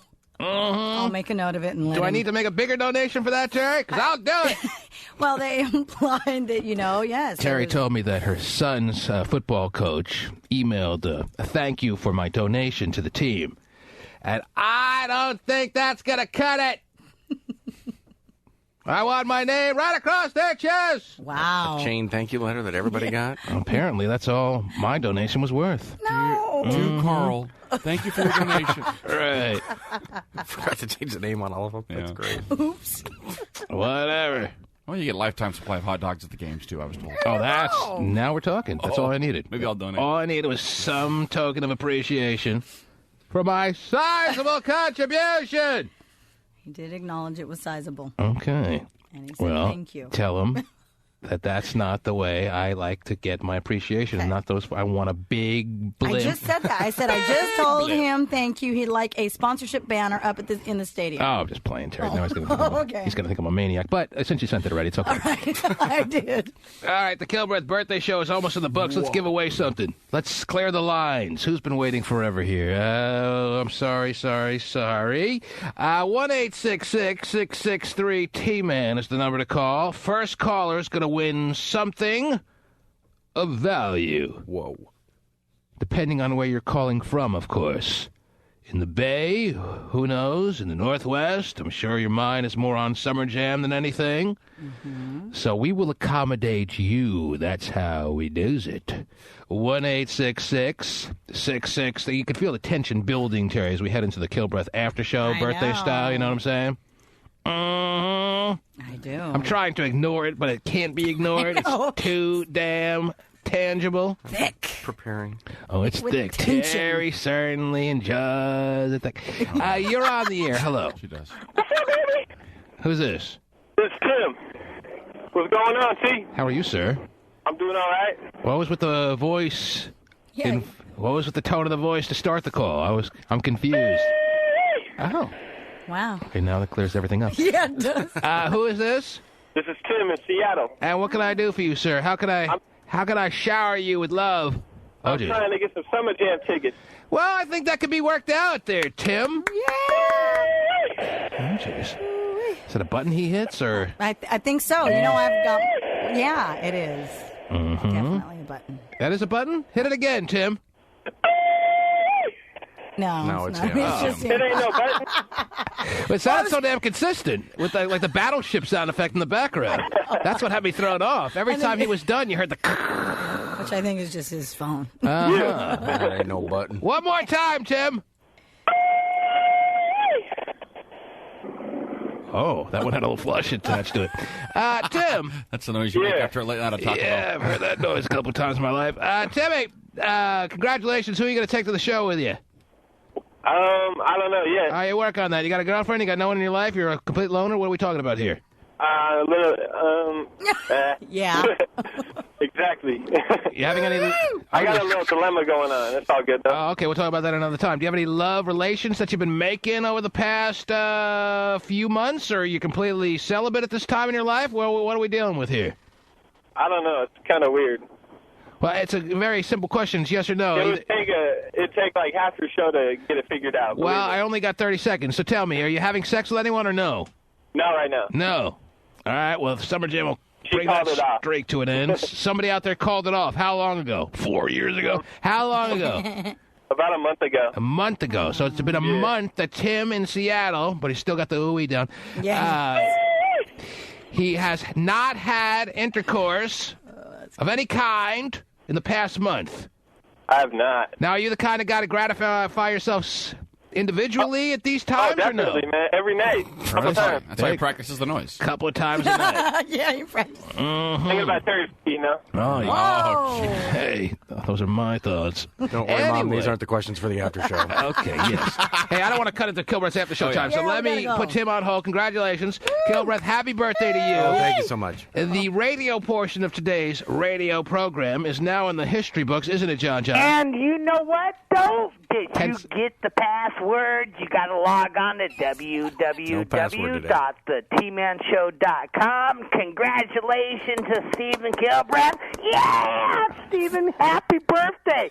That's actually the first time I'm actually glad I put John on, because I would have forgotten to give the website address, Terry, and he remembers everything because he actually knows more than anyone that works here. He's like Yoda without the wisdom. www.thetmanshow.com. The radio portion of today's broadcast morning show day is in the books. Woo! The Stephen Kilbreath birthday version of your after show begins. I can't take it. He's got to run down the hall, by the way. Give it a little more than 30 seconds. Hurry up. Well, you may want to start running now. 45 seconds. It begins Come on, big man. 45 seconds. in 28 seconds. The T-Man Show. So is our time up here ready? Are we ready to go? Welcome to the Stephen Kilbreath After Show. That's right, on the birthday. So how do you bring the callers up here, David? You would want to do that one there for that. That one right there? Yep. And that's our first guest? Yes. And our second guest is getting lined up. Appreciate Filter in the background there. That's very nice. Making a CD. Hey, what's going on? Welcome to the after show here. What's up, man? How are you doing? Oh, it's all good. All's good. This is our good friend, Sir Mix-a-Lot. Welcome. Hey, what's happening, man? Whose birthday is it? Is your birthday? It's my birthday today. How old are you today, man? I'm a little older than I should be. Okay, so about 48. Yeah, well, mid-30s about. Right on. Right. Yeah. 48. Okay, I get it. I get it, yeah. I know the conversion rate. So the first time I heard the song Square Dance Rap, I was at a high school dance, and I had to go, I lived in Anacortes, kind of white bread. We don't listen to that kind of music, and then I had to go down the next day to Tower Records to buy it, because it was the craziest thing I'd ever heard. Yeah, Square Dance was white bread. Well, yeah, I know, but it's good stuff, though. That was the point. Right on, man. Yeah, no, I loved it. Right on. So what's going on down there, man? What are you guys doing for your birthday, man? Well, we're talking to you. You got to get out, man, and go meet chicks and get bad breath and do stuff. Do stuff. Yeah. Well, that's what we're going to try to do a little later on. Yeah, meet some hizzos. What's up with you these days? Anything exciting going on? Man, everything's good here, man. I'm actually, I was out yesterday looking at Lamborghinis. Wow, really? Yeah, doing something irresponsible with my money. Well, that's good. Yeah, I got to do that every now and then. You're doing pretty well, though, I would imagine. Buy it for your birthday. Yeah, that's fine. You can do that. That'll be my excuse. I'm celebrating Steve's birthday. That's right. So what's the deal with Blake Lewis? You like him? I saw you on American Idol last week. You know, and in the past, I wouldn't have done anything for American Idol at all because I've always felt like it was a giant karaoke contest. Right. But that cat actually has some talent. You know what I mean? I mean, he plays guitars, drums, does weird electronic stuff. I mean, he does more than just try to smile and sing, which is kind of cool. That's why I went down there and lent some support. Do you think he's going to win? No. No? Okay. But winning, I don't think is the key. I think he's going to make a whole lot of money. I think he is, too. Yeah. I think he is, too. What about Dancing with the Stars? You ever going to be on that show? Man, I don't even watch that. Although I did watch Layla Ali because I'd like to. Woo. Yeah, no, she's definitely good looking. That's don't let me catch Layla drunk one night. So the cool thing about your videos was always the sports teams' jackets and jerseys and everything in there. Well, who's your favorite all-time sports team? My favorite? Ooh, that's a good question. Well, I worked on that one all night because I knew you were going to be here. Ooh, a favorite? Can I pick two? You can pick two. 76. I'm sorry, phone rang. 76 Raiders and 94 49ers. The 76 Raiders and the 94 49ers. Our friends in San Francisco will love that because we're on there right now, you know. Too fair. Well, you know. Well, they're both San Francisco, I guess. There you go. So the Raiders and the Niners. Yeah, I used to love those guys, man. I used to love those. I also remember the late 70s Philadelphia 76ers with Daryl Dawkins, Caldwell Jones, Bobby Jones, Dr. J, World B. Free. I used to love that, man. Yeah, World B. That's Terry's husband. Just like 10, George McGinnis, a bunch of... Oh, that's Terry's husband? Really? Yeah. No. Terry Free. Oh, okay, right on. I'm just trying to be cute. I thought she liked older guys. No, she does, I'm sure. Yeah. Yeah, because he was balled in. So tell me, did you sue the Pussycat Dolls? Didn't have to sue them. Yeah? Did they finally pay you? Oh, yes. Okay, good. Oh, yeah. All right, you were the originator of that. Oh, but they were cool about it. That's why I haven't been tripping. They handled their business. Good. What do you listen to now? What's in your CD player? Ooh, man, I listen to all kind of. I'm loving like Lady Sovereign. Oh yeah. I like Lady Sovereign because that chick can rap and she dares to be different. Go figure that. Of course, a lot of Ludacris. I'm a Ludacris fanatic. Mm-hmm. I love listening to Jay-Z's lyrics. Nas, I listen to a lot of Nas. I love anything by Korn, Disturbed, Godsmack, a lot of rock. Yeah, good stuff. Yeah, I listen to a little bit of everything, man. All right. Well, Ludacris and Nas going to be at KUBE 93 Summer Jam. Yeah. So nice tie in there. I appreciate that. That's going to be Nas. Nas is creating a stir in hip-hop. I love that, man. That's right. Got people debating something instead of just talking about how well they're hung and how nice their car is. So how do you put two callers on here at the same time, Dave? You hit that button right there. This one? I just hit it? You hit it again. Just hit his again? His again. Okay. Now hit the other one. Hit the other one. All right. Hey, Sir Mix-a-Lot, this is my mom on the phone with you now. How's it going, Marge? Hi, just fine. Happy birthday, Stephen. Well, thank you. Do you know who Sir Mix-a-Lot is? Who is? Sir Mix-a-Lot? Oh, I might have heard the name. You know the song, I Like Big Butts and I Cannot Lie? If you... Probably. Yeah, I'm sure you do. You know what, Stephen? Thank God your mom doesn't know that song. Well, I'm from the Roy Orbison days. Roy Orbison, huh? Oh. Roy Orbison had the coolest glasses I've ever seen on any singer. Oh, if I hear Roy sing, I'm in heaven. Really? He had that little crack to his... Yeah. He could make me cry and he could make me laugh. Right on. That's good. Yeah. Well, all right, I'll let you go. Mix-a-Lot, thanks for being on here for a few minutes with us. Hey, Mom. Yeah? Take care of him, okay? I always will. He's been bad. He was just telling me some nasty stories. No way. He's my good boy. I have 2 good boys. Okay, well, see, Mother's supposed to believe him. Yeah. All right, you guys be good. Bye-bye. Right All right, thanks, Mix, for checking in. See ya. All right, you want to talk to John, Mom? I know you like him a lot. Stephen. You don't? I was really going to head out of here, but I stayed home just so I could talk to you in person and wish you happy birthday. Well, I appreciate that. Thank you very much. You're very welcome. All right. Sounds like you're having a good day. It is a good day. Good. So, what do you? Who do you think? Who's going to win Dancing with the Stars tonight? You know what? I just talked to a good friend of mine, and she voted for Joey, and her husband voted for Apollo, and I can't make up my mind. Yeah. All right. I'm sure you were up all night thinking about it. I'll be, yeah, I know. I can't stay up that late. I'll tape it and watch it in the morning. All right. Well, you get to town now. Okay. All right. Thanks for hanging around. Yeah. Bye-bye. Okay. Bye. I guess I'll do it. What's going on? Hey, good morning, Stephen. Happy birthday. And to you too. Thank you. Yeah, thank you. It ain't my birthday, but happy birthday to you. Well, I appreciate you calling in. Of course, who cannot call in thinking about Stephen Kilbreath having a thyroid birthday? Yeah, I know. My thyroid's celebrating a birthday as well. I know. It's always popping around and it says, damn, let's come around and go to the next caller. Hello, after show party. What's cracking? After show party. What's cracking? Hey, you want to give something away, John? Absolutely. I'd love to give. Can I throw something out there? Sure. Summer Jam tickets. I don't know if we have the ability to do that, but we can give you a 3-pack of CDs. Oh, we'll just give you a sis. So call in. We'll give that away, and we're going to close out the show with my buddy, Sir Mix-a-Lot.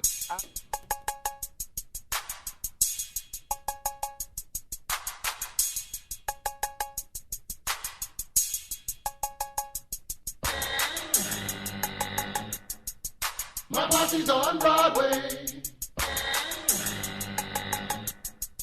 My posse's on Broadway. Me and Kid Sensation at home away from home in the black Benz limo with a cellular phone. I'm calling up the posse, it's time to get to ripping. I freaking each sunroof to keep you suckers tripping. Everybody's looking, if you're jealous turn around. The AMG kick keeps us closer to the ground. We're getting good grip from the 50 series tires. The Alpine's bumping, but I need the volume higher, cause the 808 kick drum makes the girlies get dumb. We're rolling Rainier and the jealous wanna get some. Every time we do this, sucker MCs wanna battle. I'm the man they love to hate, the J.R. Ewing of Seattle. Picked up the posse on 23rd and Jackson, heading for the strip. Yes, we're looking for some action. The limo's kinda crowded, the whole car was leaning back. Maharaji's watching TV with 2 girlies on his lap. On Martin Luther King, the set looks kinda dead. We need a new street, so posse move ahead. We all look kinda suave, the crew you can't forget. The Mix-a-Lot posse, Cole ripping up the set. My posse's on Broadway. My posse's on Broadway. Posse up. My posse's on Broadway. My posse's on Broadway. Rolling and my posse was getting kinda bored. There's not another posse with more points scored. We don't walk around like criminals or flex like big gorillas. My homeboy Kid Sensation is the teenage lady killer. Maharaji's on the deaf side, dancing like a freak. The girlies see his booty and their knees get weak. Larry is the white guy, people think he's funny. A real estate investor who makes a lot of money. Clocking lots of dollars, we all got gold. Cruising in his Benz and ain't got no place to go. Well, in 23rd, we saw nothing but thugs. The girlies was too skinny from smoking all them drugs. 'Cause